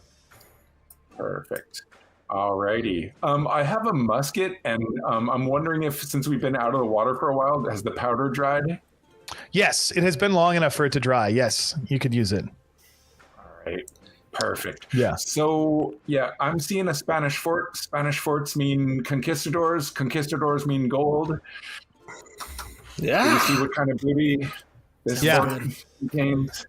So the fort is being pummeled by an array of 2 different large galleon ships floating in the air here.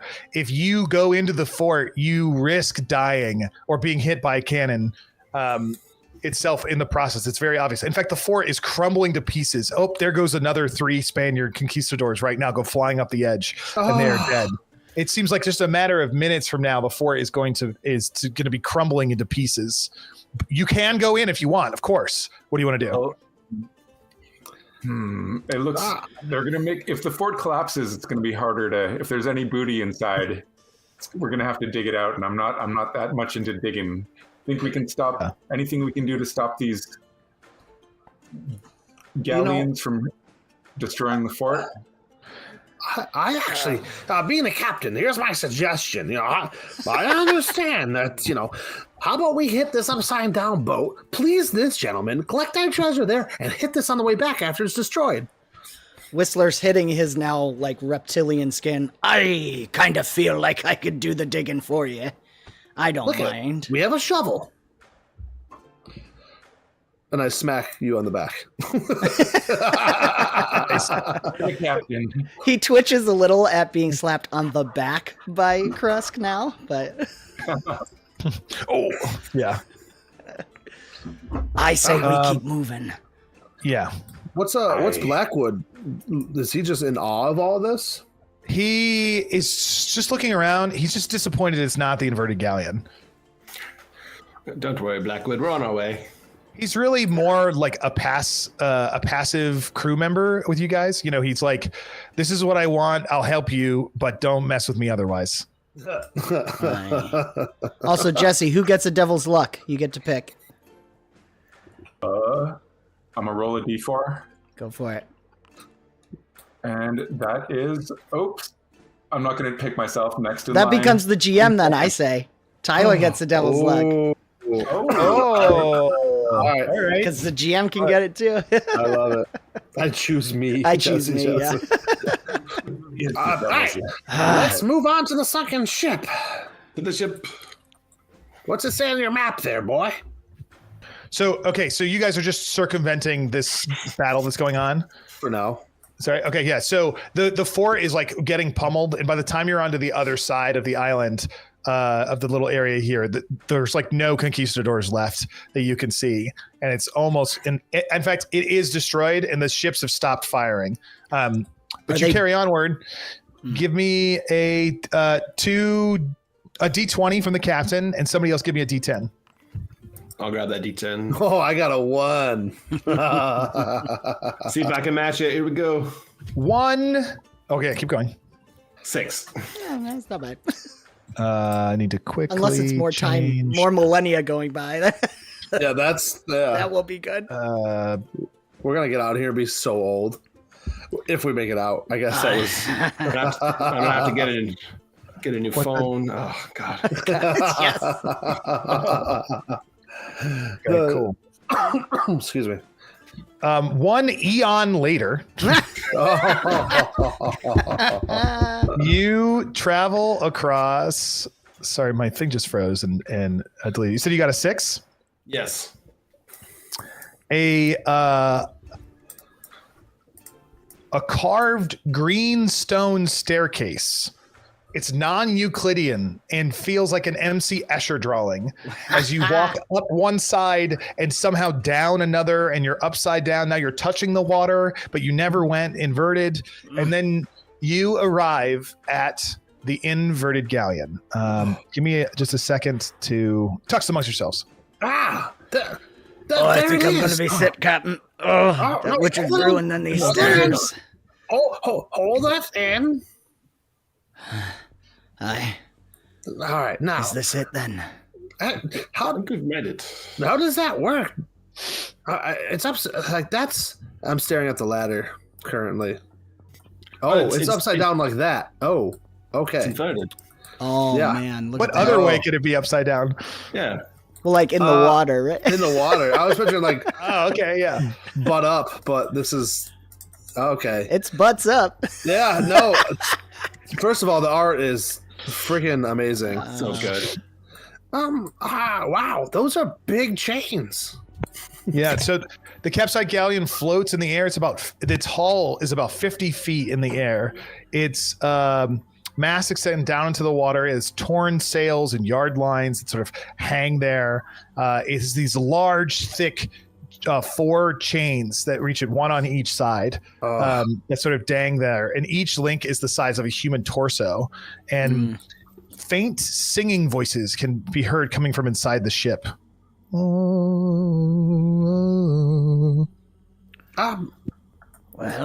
Blackwood, this is it. Let's. Is it? Listen, I think it'd be best to swim up to that rigging and climb, but Whistler's going to touch the chain and see, does he get any sense from it, or is it just giant chain? It's just like the biggest chain you've ever seen in your life. Well, I'll say, Captain, I'm not feeling anything weird other than Yeah. points to the ship. I start climbing the chain then. Do we see any entryways? I mean, yeah, it's a normal ship, so all the parts of the ship that should be there are there. They're just upside down and in the air, you know? Yeah. No, we walked here, right? Like over the sandbars and stuff. Like we didn't. You walked here, but you walked over the MC Escher style jade stairs. Yeah, but we didn't have to swim at all. No, you did not have to swim. let's climb up the side and hit that ladder on the side. It's whatever keeps us out of the water again. Yeah, that's exactly. I didn't want to swim anymore. I mean, My powder dry. yeah. You'd need to swim in order to get to the rigging if that's what you do, but you can. Well, can we climb the chain? Yeah, you could try. Well, we could try. Definitely. All right, I start. You can climbing always try. I start climbing the train. Okay. Okay, cool. Yeah, make an agility check for me. Yay, agility check made, and I rolled a 17. Oh, very, very good. You're able to do so, and you guys can follow it. So you climb up to the rigging. You get about halfway through there, and you feel like the tug of something pulling you upwards. And as you climb even more, gravity seems to switch, and now you're almost falling up the chains, and you like clamber and fall onto the deck. You look around, and you see that there is a entire ghost crew standing there, sort of looking at you. On the hull of the ship, right? Is that where we are? No, we're on the. Oh, we climbed down the deck. ladder. Okay. Yeah, we fell. down. We did the flip thing. Yeah, we're back on the right side? Question mark. Oh yeah. Yeah, the ghostly crew. You think they're looking at you, but then when you look, you realize they're actually standing one deck down. You know, in the opening with the cargo hold open, and they're standing in a circle, and they're just singing softly. Hee-ho. Thieves and beggars, as they don't actually seem to, but they like are staring off into space. So some of them are staring at you, but it's actually as you move, it's not there. And any of you guys who want to climb up there, you're welcome to do so. Yeah, Let's go for it. Blackwood falls onto the ship and he goes, "Oh, the 𝕻𝖏𝖆𝖊, my old lady, my old love. This is where you lay. This be why I came." Oh, and he sort of falls to it. My crew. And he runs down, and he seems like to be naming off different crew here. He seems to know them personally. And he goes, "Oh," but they don't acknowledge him or say anything as he's sitting there. And he goes, "Oh, this is where they be. Oh." What do you guys want to do? This be your ship. Ship. I don't know, boys. I'm not comfortable now. There's no treasure, is there? Hey, Blackwood, their captain. He twitches. Aye, this be my ship. But Bobby, Johnny, wake up, Missy Lou. And he's like tries to like smack some, but they don't really pay any attention to them, and they're ghostly. Captain, what's the problem down there? Up there? I'm a bit confused on ups and downs. Ship does seem to be having a right side is up, upside down problem. Hey, don't we all? Well, I'd say, Captain Blackwood there, we've brought you here. Might we have our payment? And This be the payment. This grand ship, this brilliant ship, no ship be better through more battles and thick and thin. It be the baby. We could get everything. Oh, it's ours. It's ours for the taking. He has like a crazy look in his eye. He's like sort of lost it. yeah, do the side eye. Here. It would be good to have a man of war again. On the high seas again. Captain, can we go back to the other plane? What is that called? I want sunshine. I don't know how we'll get her out of here, boys. I don't know. But she be mine. We must cut her chains, don't you think? We must free her. I agree. We've got to flip her back right side up. We can All right, try. how do you guys want to do that? Blackwood doesn't know, so you got to figure it out. Yeah. But we've got chains. We've got chains that are keeping it from floating. Okay, so yeah, it's chained down to the ocean. It looks like it's being prevented from floating up. What were the ghosts singing in the middle of in that hole? Kings and men stole the queen, forever shall they die. Yo ho! And they keep going. They're singing some shanty that you think you've heard before. Definitely not my favorite. Well, this what we be doing. What do you say, Captain? I'm down. We gotta climb to the top of the ship and see if there's a point. So I'm gonna climb off the side of the boat and climb to the up to the bottom. Okay, just imagine you're right side up, because I honestly don't know which way you're saying. So I want to climb to the bottom of the ship and see if I can see where it's attached, or is it just laid across the top?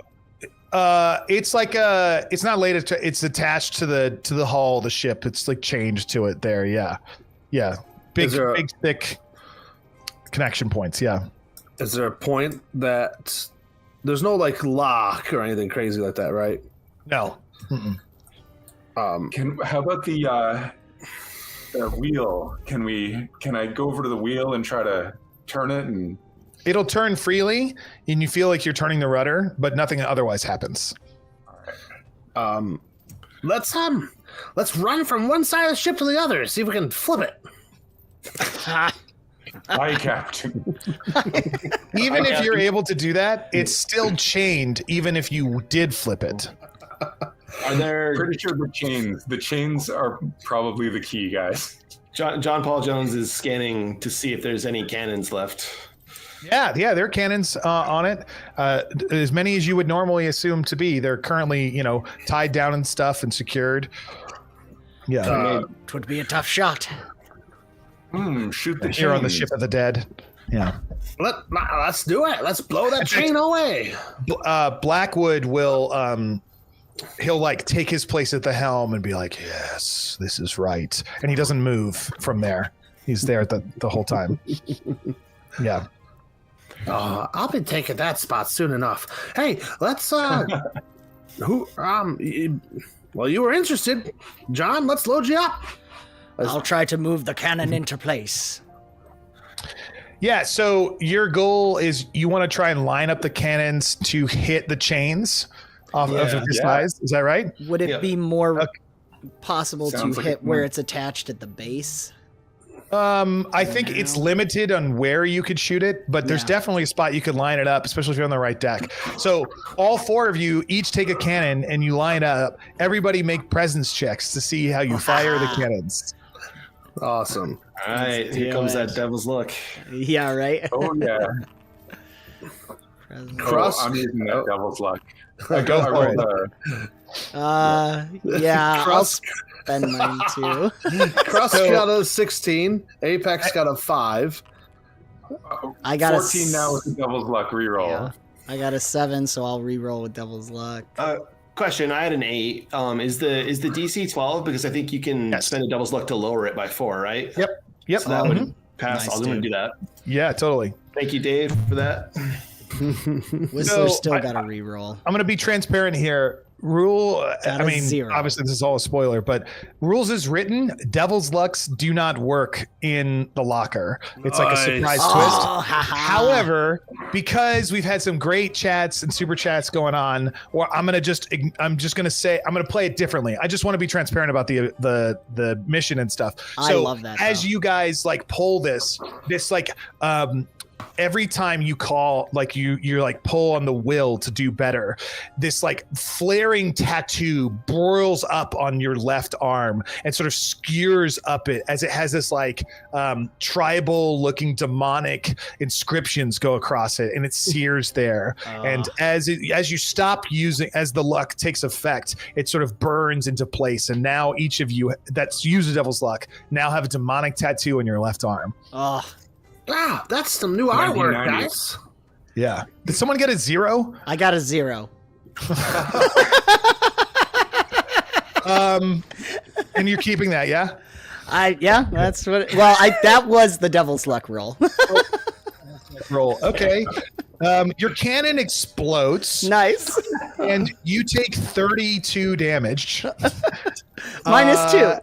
You are ripped to pieces as your bloody mass gets thrown all over the inside. The other 3 of you, your cannons all fire. You go, fire! Heave-ho. you strike the cannon, the chains, and they rip into pieces. Then you hear the of the chains falling to the side, splashing into the water and going out backwards. As you look up, the smoke clears, and Whistler is just absolutely decimated all across it. The galleon rips and so rotates through the water as you guys grab on, and the gravity sort of shifts as the whole thing becomes 360 in the air. I'm gonna play this one. Sure, why not? Whistler, you're totally destroyed, but you're yanked as the last chain. It holds the sorry, it's not a galleon. It is a man of war. The man of war is like tipping on the edge of a single chain, holding it into place, like holding the bottom of a balloon that's been overinflated. Sorry, guys. What do you want to do with a totally dead Whistler here? I look at. I mean, is any of his equipment there? Oh no, it's totally blown to smithereens. Yeah. I drop to a knee of any piece of skin I can find on the ground left, and I pick it up and. Well, there's another friend dead. And I toss it over my shoulder. Don't worry, Captain. I'm sure we'll be seeing him floating by shortly. Or in an eon from now, I'm not sure. Side note, I do. Yeah, No, you guys go ahead. I was thinking Whistler opens his eyes and what's his name? Sharkron? Sharon's looking at him and says, "It's time." No. Yeah. I'll get to you in a minute. Okay. But I like where your head's at. Yeah. All right. Well, Krusk's gonna Apex, blow the other chain. Aye, Captain.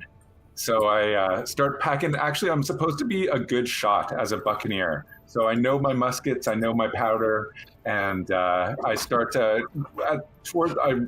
I roll another cannon over towards the remaining chain, and I Okay, so there's a problem here because before your decks were lined up evenly, right, with the chains, and now the whole thing, if you're looking at my camera at all to see this, has turned upside down, and it's like right side up. It's like imagine you're at the sea, and I'm like, hey, I want you to shoot your own rudder. Like you don't have a line to get to it, so you're gonna have to think of something else. Well, we have powder. We have something to wrap it in, and we have fuses, I assume. Yeah, you could totally rig something. Rig up a bomb and... All right, bucko! I guess someone's going to have to climb back down there, which I'll volunteer. I was going to have Bucko do it, but... okay. Okay. No, I mean, I'll hold your wig and hat for you, Bucko. All right, who's planting the charge? Just for sake of time here, who's planting the charge? I'll do it. John Paul will do it. Go for it. Make an agility check. Come on, John Paul. I will spend my last devil's luck to... No, you can't spend it here. Your demonic tattoo rips further up your arm and goes into your shoulder blades and onto your clavicle here as it fuses in as you call upon the energy of the devil and the dead lands. Like a rock. But you light the fuse and it explodes, and you're able to jump to safety back onto the man of war as it rips off part of the boat at the bottom, but also at the same time the chain. Right away, you're rocketed into the air as the ship is like floating straight up. Faster and faster through the sky as it goes, and then everything is just whipping through you. Blackwood's moving around. What do you guys want to do? I'm gonna go challenge Blackwood for being the captain of the ship. Wow. Says, hey, Krusk, man the wheel, batten down the hatches, crew, look alive, man your stations. And at that, now that it's free, the crew stops singing and all sort of comes to life, and they go, aye, Captain, aye, here you go. And they all run to different spots. There's about a dozen of them that go into different places. And it's a big ship, so you kind of need them. And people go to their assigned stations, the top mast, the foremast, the poop deck, the aft castle, the forecastle, and they start rummaging down different things, and as you look up into the sky and you grab the wheel, you can see something up there coming closer and closer to you. Whistler, you're drowning. You're underwater. Oh, You're no. gasping for air. In the shallows. You're back in the shallows, my friend. What do you want to do? Still chained again? Yep. Well, here we go. I'll rip the chain if I can again. Yeah, you go through the process here, and make a check. Okay. Strength, I assume. Yep. Coming up. Oh yeah, you know what to do. You break out and you go back up, and you're able to swim up to you can see the coral gate just barely in the distance there. And as you do, you look up and you see a ship in the sky falling directly towards you. No way. I'll try. What do you do? Try to run to the side. Yeah, sure. You run out of the way, and Jacob, the man of war, the ship of the dead, the 𝕻𝖏𝖆𝖆, comes crashing down into the water. Everybody make toughness checks, or take D6 damage. Ooh. Nice. Okay. Should I do as well? I assume. No. You saw it coming. You're okay. Okay. Apex, you take just 1 damage, and John Paul Jones, you take 4 damage. Okay. I rolled a 16. Awesome. There you go, you're good. Captain. Did I take D6 damage? Was that it? Yeah, it was just 1. I rolled a 1. Okay, great. Yeah. And you guys you're in command of the ship of the dead. In the Davy Jones locker, and you have a crew. The captain turns, Blackwood turns to you and says, "Aye, we be having a ship. Where to? Let's go blow that fort to smithereens." I look over at Captain. Sorry, Jacob, I forgot your character's name. Krusk. I look over at Krusk, and then I kind of like tilt my head towards the current captain, and I draw my finger across the I'm gonna shake my head no for now. Nice. Ahoy, shipmates! I'll be shouting. What? Whistler? Man overboard, get him quick! Oh yeah, you're able to climb back aboard pretty easily. You got to swim a bit, but the ship's, the crew throws you a line and pulls you back up. Where do you want to go? What do you want to do? Oh man, I gotta open up the map real quick. Here, I could take you guys to the map. No, I'm there. Let's go hit. Let's go see how bad if the Star-Crossed Fort reset or if we can raid it. Yeah. So you sail off towards the Star-Crossed Fort. You, how do you want to? You're not exactly sure where it is. Do you stay close to the bridge that led it over to there, or because that bridge, the bridge that you went over to the west, actually ended up taking you to Port Oblivion? So how do you want to get to the Star-Crossed Fort? That's a good question. Shoot. I guess we'll try to take the same path as before, so we can follow along the side of the shallows, but not too close, of course. Okay, make a presence check to see if you can navigate correctly. Oh, awesome. I closed my character sheet. Give me a second. Come on, that was dumb. Captain. That was dumb of me. Here we go. Same thing, best Captain. friends. Nat 1-0. You explode. No. Oh my God! All right, Nat 0. Wow. Does Captain Roll. Blackwood finally kill me? A D20. Okay. 9. 2 zeros in the Yep. same 9.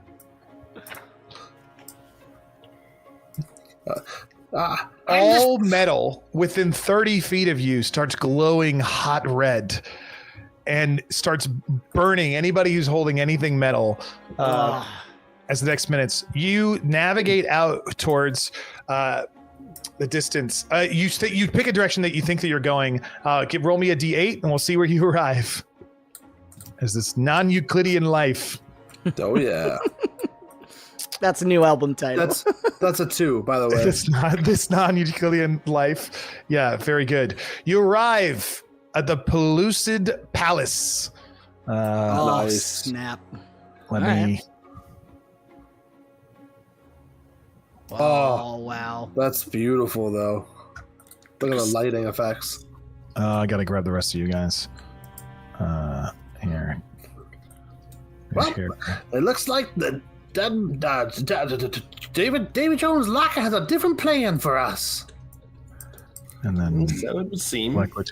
As you show up, yeah, it is very hard to navigate in this like crazy place. You see an opulent structure grown out of blue-green volcanic glass. There are hundreds of rooms inside. Very elegant. There are dozens of lost souls walking their way in, a couple of mist guards at the front entrance, chilling here, and a whole bunch of lost souls all over the place.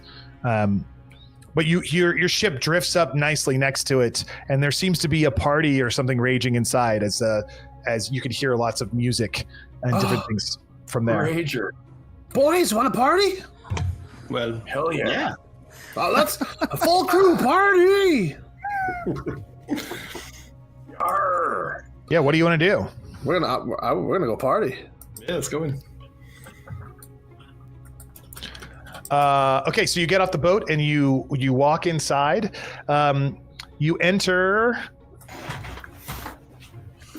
You come into like the great room. It's pristine, elaborate rugs. There are 14 different figurines of an elephant god. What are they called? Stationed around the room in different areas, and there are different exits that lead to lots of different places. Several interesting people seem to be talking to each other, all of which comes from a multitude of different parts of life, not just this decade, but over the last hundreds of years. From there, what do you want to do? In fact, you can hear people talking about. I still can have it open. Nope, it got closed. Nice. You hear people talking about.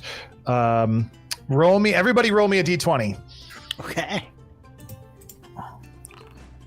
Tell me your numbers.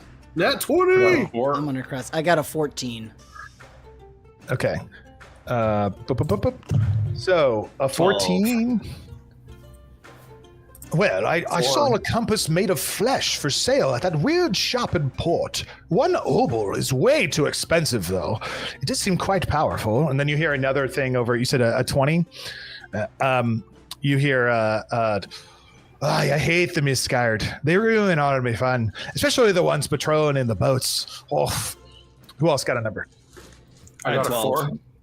12 and a 4. You hear another bit of people talking. It says, "Oh, the old commander at that fort. They've been doing the best fighting they can against those ghost ships. They've been fighting for centuries."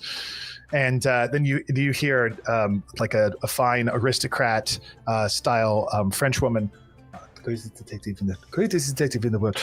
I swear, I saw someone riding one of those creatures near the dry seabed.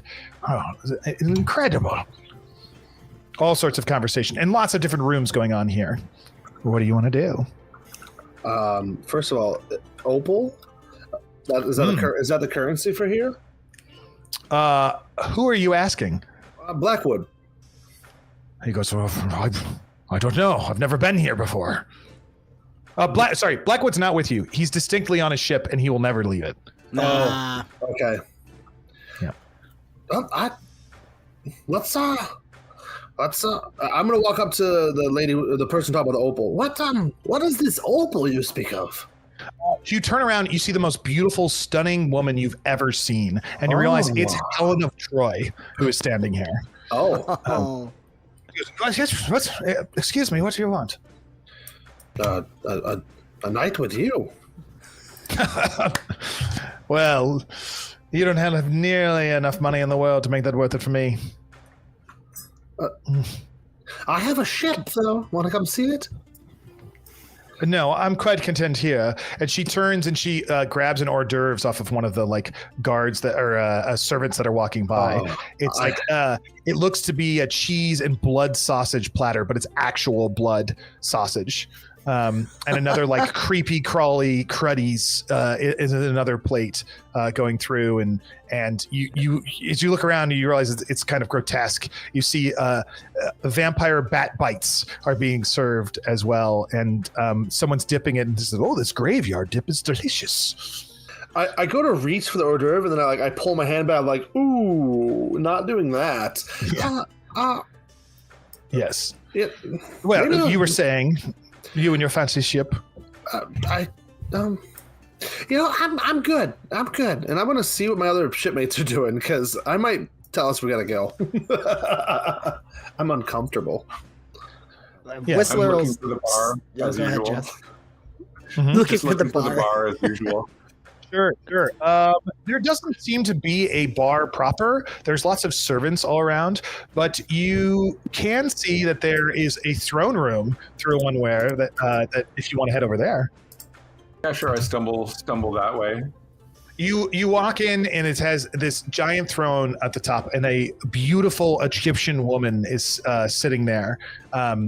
That she has a head, a snake headdress on top of it, and she seems to be conversing with a Elizabethan style man who has like a ruffle around his neck or something, and she's laughing and is rather jovial and quite attractive and I don't even mean in a physical sense, like something about her is very alluring. Cleopatra, maybe. Sure. Yeah. Wow. So yeah, just kind of, and maybe Shakespeare. I guess we're like in the greatest hits of history. I'm still looking for a bar. You can find someone serving mummy mojitos walks by you, and you can definitely get a drink. Yeah. Yes. Two of And he those, goes, please. "Yes, sir. Here Yeah. you go, sir. Is there anything else I can help you with, sir?" No, I just grabbed two, and I double fisted, and I just start walking towards Cleopatra. You're now quite drunk. Yeah. Yeah. Okay. And I'm hey, nice place you got. Nice place you got here. What's going on? Oh, she waves away the Elizabethan man. And she goes, "Oh, fresh meat. Oh, it's a pleasure to meet you." She holds out her hand in a feminine style, and she says, "They call me Lady Oblivion. What do they call you?" Oblivion, I love it. Yeah, I'm Apex, and Indeed, you are. Please tell me, are you new to this land? You have the smell of only a single eon on you. yep, pretty much. It's a long story of how we got here, but what do you do here? What's going on at this party? It's fancy. I love it. But we have a party here every night. It's quite a bash right at midnight if you care to stay. But tell me, enough about me. We need to talk. What's happening on the surface? Can you tell me anything interesting that's going on there? I'm dying to know. The surface. Okay, so out of character, like as in where we came from before this. That's what she says. So Okay, right. Yeah, I don't even. What era are we from? Like Caribbean? yeah, pirate 1705. Okay. Yeah, I don't know. The British are. There's like a thriving rum trade. Piracy on the high seas. Good times. Usual pirate life. Oh, so everything's just blase blah. There's nothing interesting happening. Tell me the juicy, darling. Tell me the good stuff. Except with an Egyptian accent that I cannot do. Right. Perfect. Yeah, I don't know. I mean, life on the high seas is free. I mean, we don't live long, but we're living large. The booty's there for the taking, and I kind of wink at her. And, the booty. yeah, and yeah, I snap my fingers for another mojito and two, and yeah, this time I restrained myself and I hand one over to Cleopatra. She said her name was Lady Oblivion. Oh, Lady Oblivion. Sorry. Yeah. That's okay. And I don't know. I just kind of I don't really know where to take it from here. I just like have a drink and.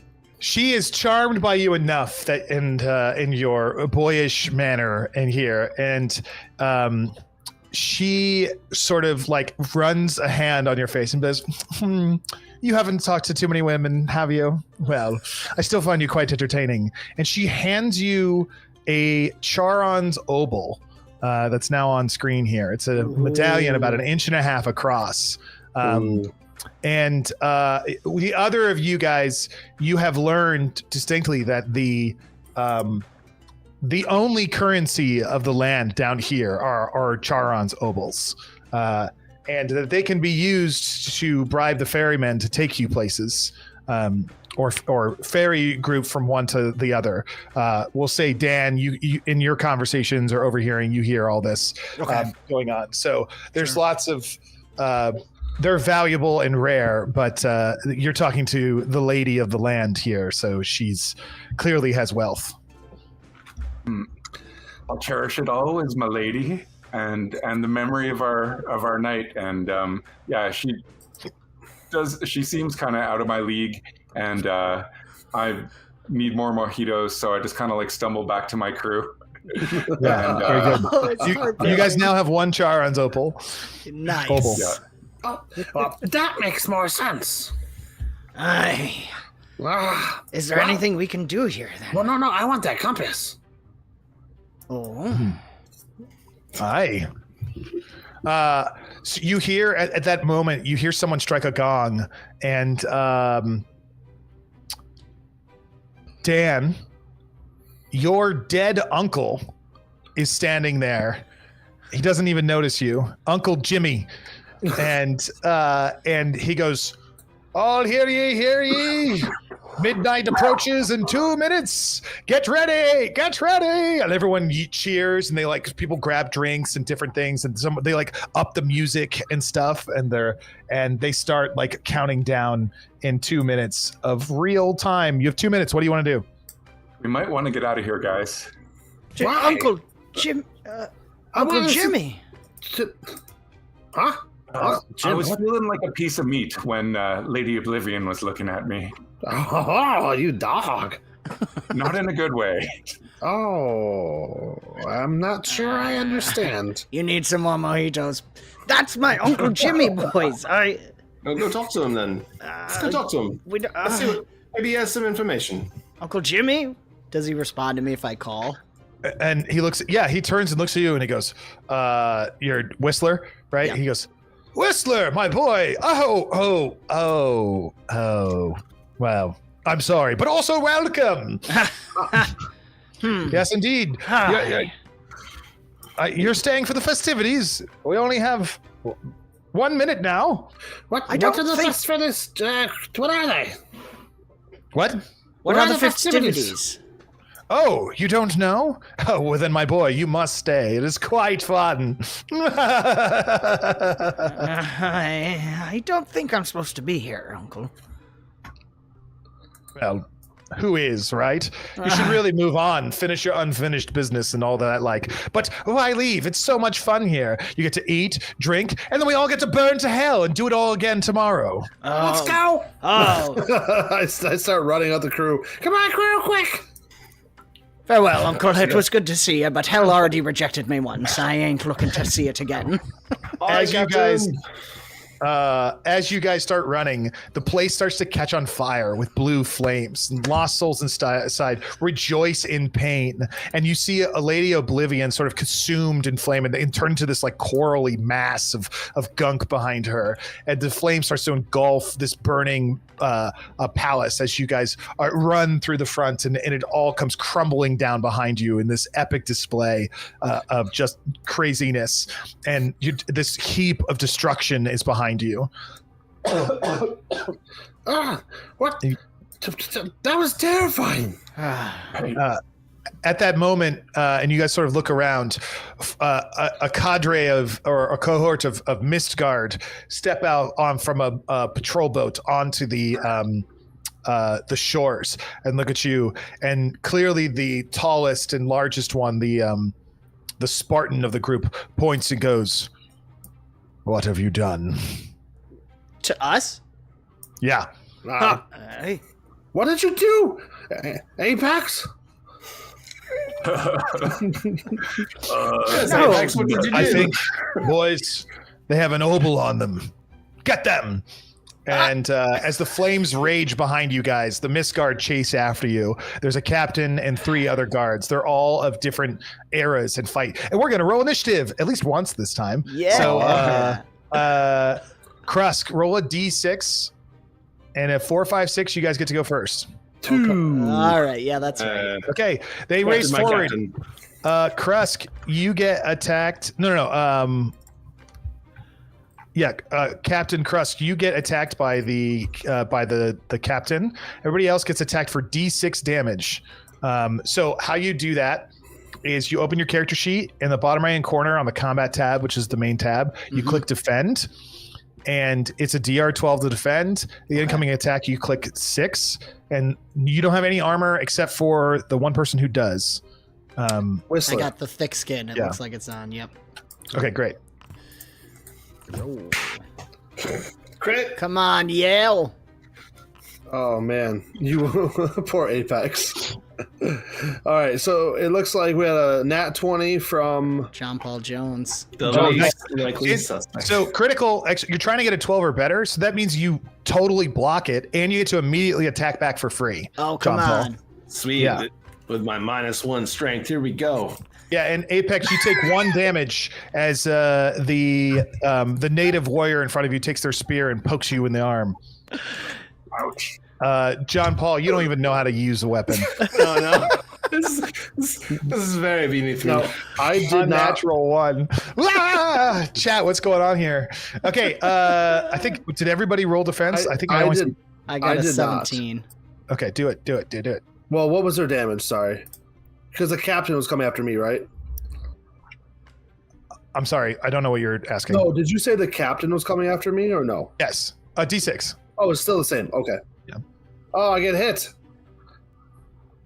Yeah, and then you take 5 damage. Oh no. Oh.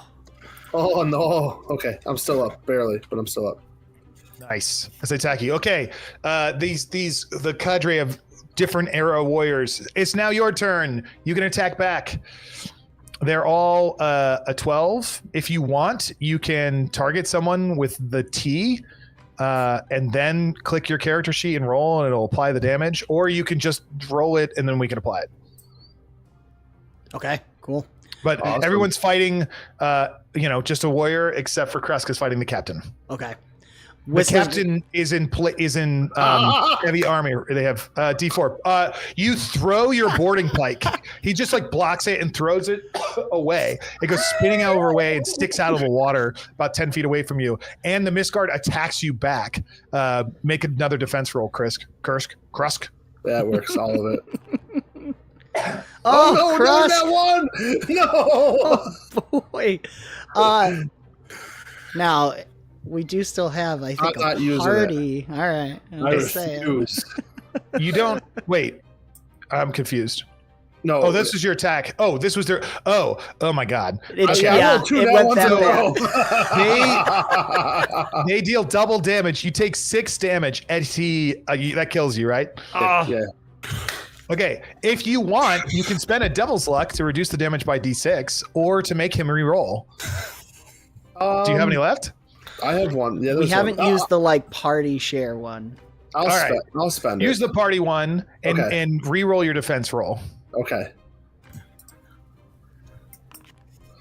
No, I mean it's better. It's a 10. Who is this? John Paul Jones. You crit. So in the crit on defense, you get to attack back. Wow.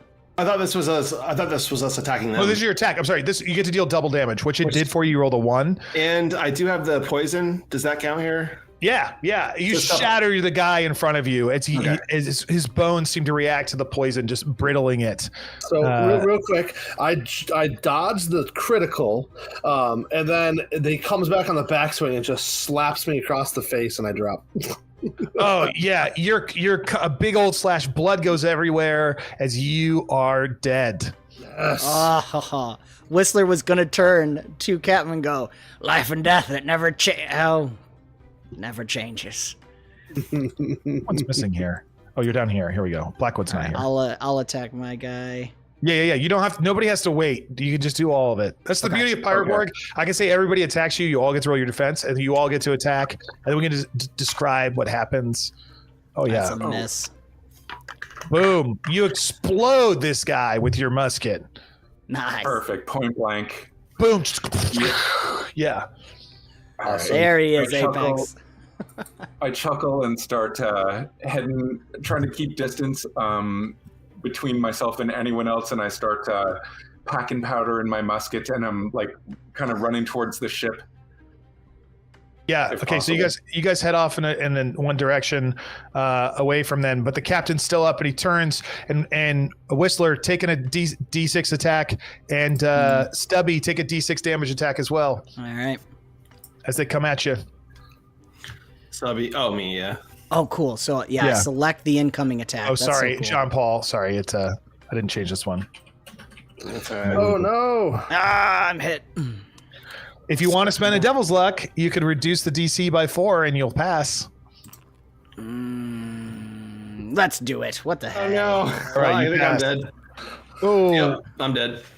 John Paul, you're cut in twain as you're destroyed. You're literally severed into 2 pieces as you're destroyed. Remember my elegance. Stop dismissing. Yep. Whistler and Apex, after a round of reloading and stuff, as you guys are running, you're able to fire your gun again as the captain comes at you. You guys both want to try and take him down? Let's do it. Yep. This guard stays behind and rummages through your body, John Paul. Oh, savage. Who had the obol on their body? Apex. Apex. Yep. I do. Okay, Apex has it. Cool. Is he close enough for a melee attack, or do I have to do a Yeah, range? yeah. Okay. Totally. Both. Yeah. One hits. Okay, Apex so I hits with a rolled 17. 17 Oh, range thank- attack with my musket. Yeah. How much damage? Just gotta click the roll damage button. Here we go. Yeah. Okay, so damage 6. All right. Oh yeah, he comes at you in his thick armor, but as your gun just rips through it, ripping a hole into his Spartan breastplate that's there, and as he falls to the ground, another obol clink clink clink clink lands at his body. But you see in the background the 2 misguards that were back here rise back up, forming their bodies forming it. They're a little further back, but they're forming there as you go. I quickly snatch the opal and Great. run back towards the ship. Good man. You guys grab the obols and run. John Paul and Krusk, you awake in the shallows and you're drowning again. Your soul is trapped here. You're able to free yourselves, and through a little bit of hijinks, it takes a bit, but you're able to get back to the ship of the dead, the where Blackwood is. He swings by and picks you up. It takes roll a d20. Oh, no. 4. It takes 4 decades to find each other again. In the time as you wander around, you can never find Port Oblivion. You sail north, south, east, and west, but it seems like without a way to know where to go, like the map is like only helpful knowing that stuff exists, not in its actual Euclidean relationship to each other. But you have learned that in order to leave, I mean, shockingly, you never bothered to ask anybody how to leave. But in the 4 decades that you spend, you learn that you need an obol in order to leave the locker. Otherwise, you're just going to end up back at the shallows. Like you even try sailing in different places on the Man of War, and you always just end up back at the shallows in that area. If you don't know exactly where you're going or how to get there, you do get better at finding the palace and finding Port Oblivion and finding the places you've been to. You can kind of you've mapped that out, but it's never exactly the same twice. And it's each person needs the opal. So how do we get the whole ship back? Well, I'm guessing we need to get an opal each. Just my feeling is we need an opal each, and we need to pay the ferryman to take us back out. No, I want the whole ship. I want the whole ship and crew. We gotta get them all in opal. That's our new quest. But Nice. Now, so out of character, real quick, Tyler, is that possible, or is that just at per table GM kind of funsies? It's totally possible. So the adventure has many different ways written in it on how to escape and different vessels to use, different ways to do it and go about it. Oh, I want this so bad. You guys have some leads on some of those things. Getting more opals than just a couple, you're going to have to dig deep and stuff, which of course doesn't lead to like a time restricted one shot for it. But you definitely could spend some time looking for things. And those are all written in the adventure. Man, there. I'm so excited. Let's talk about, just for the sake of it, like in story mode, what do you guys want to put your efforts in? How do you want to try and find more opals? And how do you want to try and escape? Big picture here. I mean, we have a ship, so... Yeah, no. Go ahead. Do we do what the pirates do and go Yeah, after other ships? it's all we know. We're gonna go raid. I think John Paul Jones is going to see how Apex got his, and he think he can put the charms on, because they said they were coming back. They burn down, and then they come back. So I'm heading to Lady O and just knocking my way to my opal. Every day the castle reforms, but like, what's a day? Like, you just spend 4 decades trying to find each other. Right. So it's like forever, right? But every time you kind of go back to the palace, it's rebuilt and they're having a party and they're like, at midnight, it's going to burn down. But like, when's midnight? You don't really know.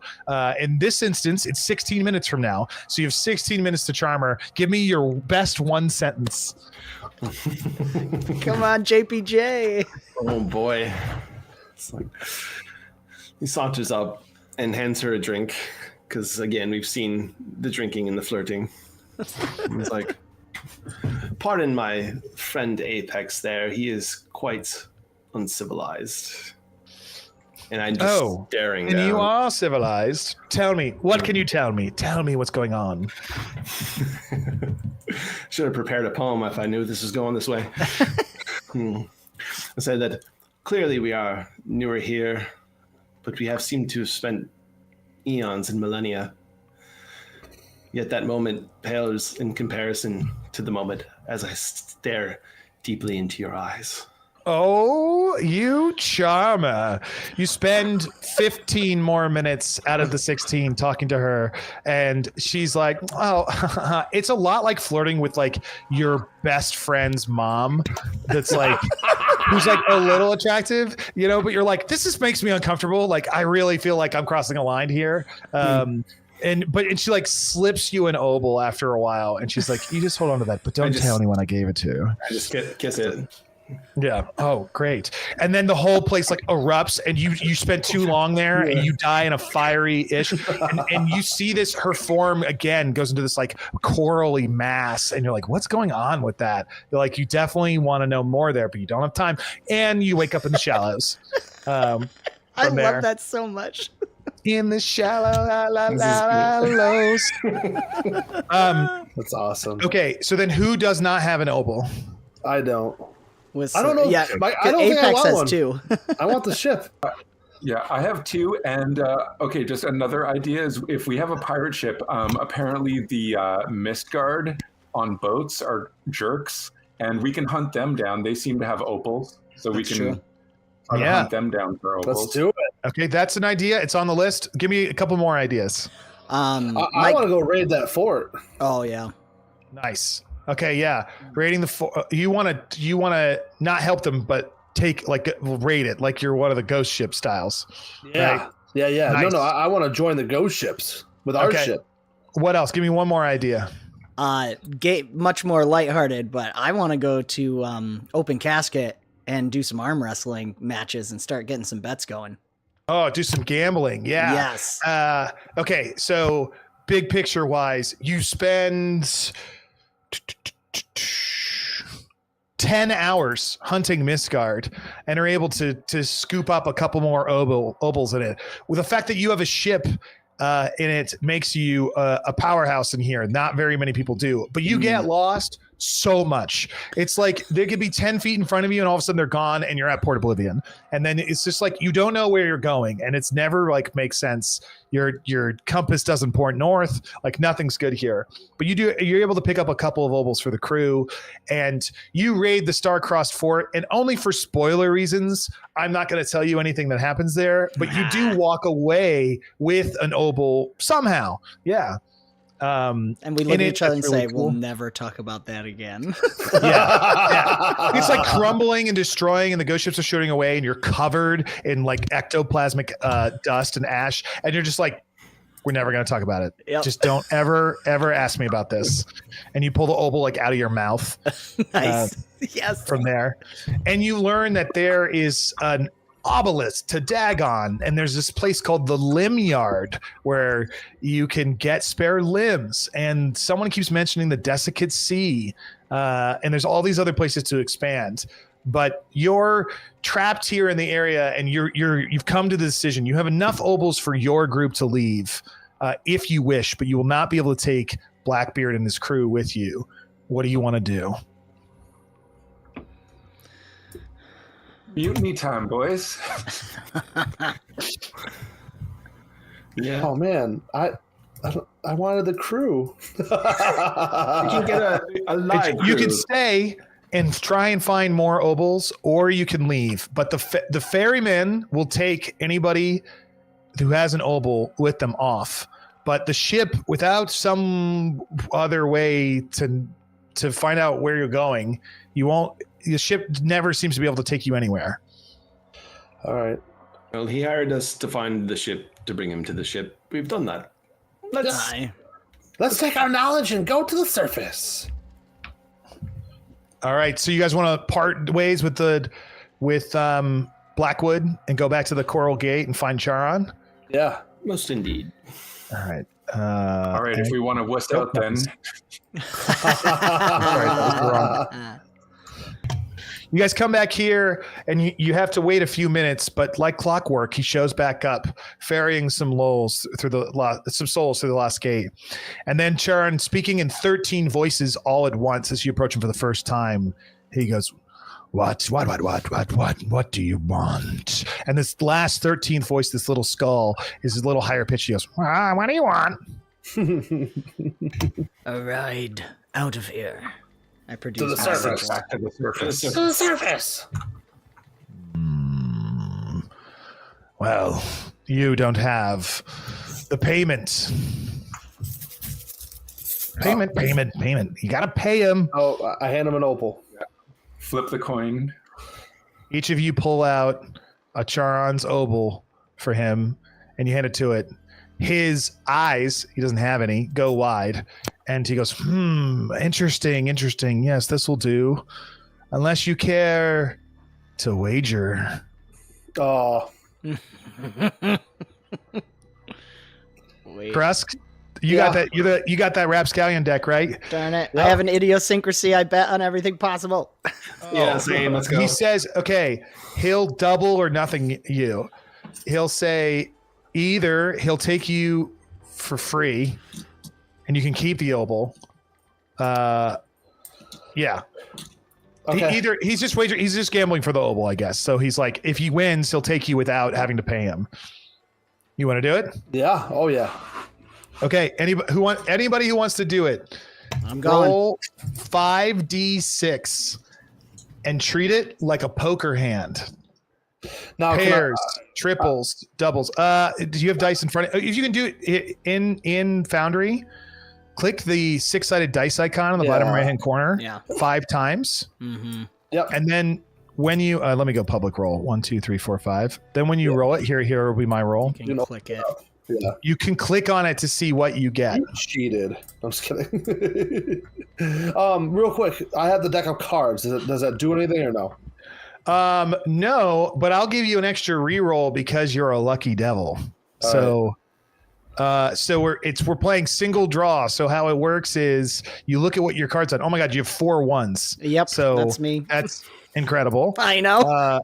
So you finally the ones come to rescue. Keep as many dice as you want. 2, 3, 5. You know, you have a pair.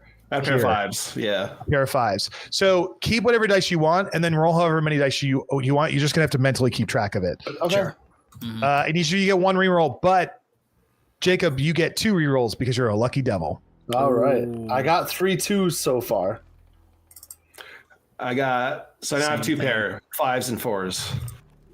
So I got 4 pair. It was the same. Reroll was the same. No, I got a reroll same twice. Wow. Yeah. All right. Charon ends up with 2 pair. Who can beat that? What's the 2 pair? I have 5 high, 2 pair. He has a pair of 4s and a pair of 6s, so 6 high. Oh God! I have the 4 pair of 1s. 4 pair of 1s? That's called 4 of a kind. 4 of kind. I'm sorry. I've been drinking. Did I get an extra reroll for being a rapscallion? No, but I'll let you spend a devil's luck from the chat that they purchased to let you do a reroll. Oh, okay. There we go. You've already got it up your shoulder now too, right, JP? I got 3 of a kind, so I'm stuck. Still didn't. No. 3 of a kind beats 2 pair. Yeah, you're good. Yeah. Oh, Okay, you guys get to keep some mobiles. Yeah, I lost still. You lost. Okay, 2 of you lost, right? And 2 of you won. Do I have that correct? correct. I didn't play. I'm not. Well, you didn't play. Okay, all right. So just one of you lost. Yeah, just me. Yeah. Okay. No! He's like, you guys have this nice like poker hand that happens at the dock here, and all the like skulls are looking back and forth. And the last guy's like, I have a good hand. I've got lots of 6s and lots of 4s. And you're like, oh shit, I gotta like draw better cards. He's like totally broadcasting his hand. And you guys like pull a card out of your sleeve, and you like able to trick it. And he scrapes up one of the obols, but then he pushes 3 of them back, and he goes, well. Looks like you came out on top. But this one stays unless you pay me another obol. Obol. Pay him an obol. He's not here. I got you, John Paul. I'll flick him my obol that he didn't get. All right. Well, I appreciate it.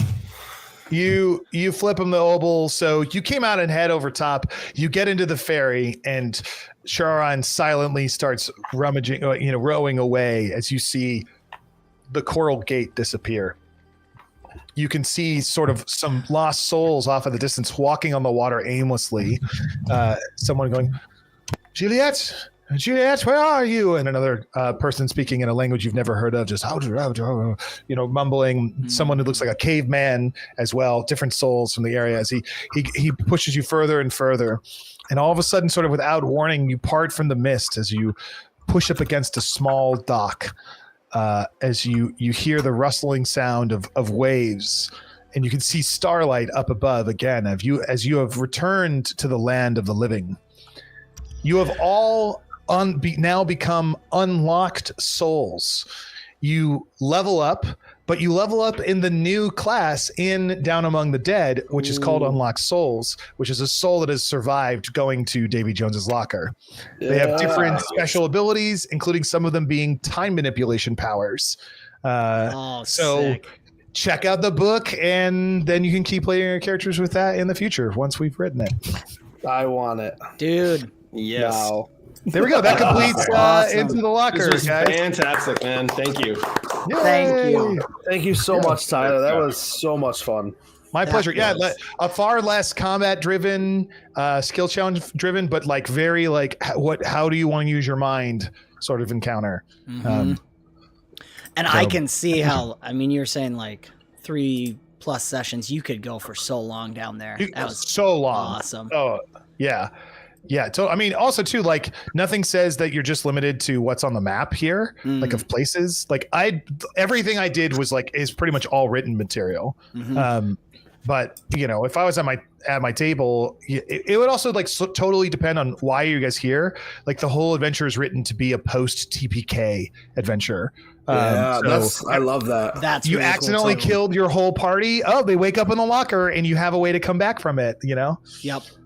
Genius. That's awesome. Which is really cool. Here's the locker map here. So this one here. So yeah, so that's the adventure, and it was my pleasure to run it for you all. That was so Thank good. you so much. Really Everyone's fun. saying it's really cool. Chat, thank you so much for trying to help us. Nothing you can do Yeah. about fumbles. but- Clearly needed it. yeah. Yeah, you guys did. That was really cool. Probably one of the more psychedelic adventures I've ever played. To everybody, Sorry, go ahead. I'll put the link in the chat. I super invite you to join our Discord and yes. just talk to the community. If anybody's watching, you want to try and play this or other adventures, our West Marches campaign has ended, but our GMs are still like, what do we do now? So people are running lots of games online. We have an event calendar where the harbor masters sign up and put their events on the calendar, so that people can see it. They get all these free rewards, and you could get them too. We ship them to them for free in the United States. It's all just to say you come to the Discord to find and learn how to play and hang out and see videos and learn more about Pirate Borg if you want, or just talk about pirates or play in 5e D&D. Like we have rules for that too. Yes. Dude, that's awesome. Yes, please feel free to spam that in chat. Check out, guys, Pirate Borg and the Kickstarter, Down Among the Dead. The link for the Kickstarter is in the description. They've already unlocked a ton of stretch goals. Help them finish it and get to the end. This has been amazing. Fully funded in 2 minutes. Become a part of this. Jesse from FAEs AR, thank you. Also check out Jesse's Kickstarter, as you can see what he's wearing. Links in the description. And John. Oh yeah, I'll check that out. Yes, they're doing well too. FAEs AR, Augmented Reality, and then John Illuminacrum, right, on YouTube? Did I mess it up? Illuminacrum, that's right. I always forget that syllable. Every time, yeah. Illuminacrum. Yeah. Check them out. Guys, thank you so much for joining this game. Jacob, thanks for being a player. It was nice. Now I'm gonna go run. Truly, Tyler, thank you so much for coming on our Pleasure. channel. You guys and were great. showcasing Oh, you're this. total pros. Yeah. Oh, well, thank you. We died. I think almost everybody died. So Just awesome. Yeah. Well, Apex. Well, Apex did not. That's why he's Apex. yeah, that's right. Apex had a good time. So again, check out the links in the description below. And without further ado, also, when the stream ends, we are raiding Geeks and Gamers Tabletop RPG. So looks like they're still live streaming. We'll hop over there. So if anyone wants to just give them a like and say hello from us, we'll be raiding right at the end of the stream. Guys on the chat, stay here so we can say goodbye after. This has been another fantastical episode of AV Epics, a pirate episode. Do give us a like, subscribe, hit the notification bell to follow the adventure. You can further support us and become a part of the ever-growing force known as Avenue Studios by joining our locals or Patreon community or becoming a member on YouTube or Rumble. Doing so not only helps us continue to create high-quality content, but you'll also gain access to bonus content and our private Discord, where you can chat with us, play games. We're also doing a West March game and Pathfinder 2nd Edition with Kingmaker and so much more. Nice. Yeah, it's great. Everybody join Bridgetown. They're already making their towns. Check out the links in the description below for all the amazing people here. Most of all tonight, we are shouting out Among the Dead, the latest Pirate Borg Kickstarter. Check them out. Get in on this amazing game. And thank you so much. Thank you so much for joining the adventure. We will see you next time. Bye. Get ready to raid. Hater mateys.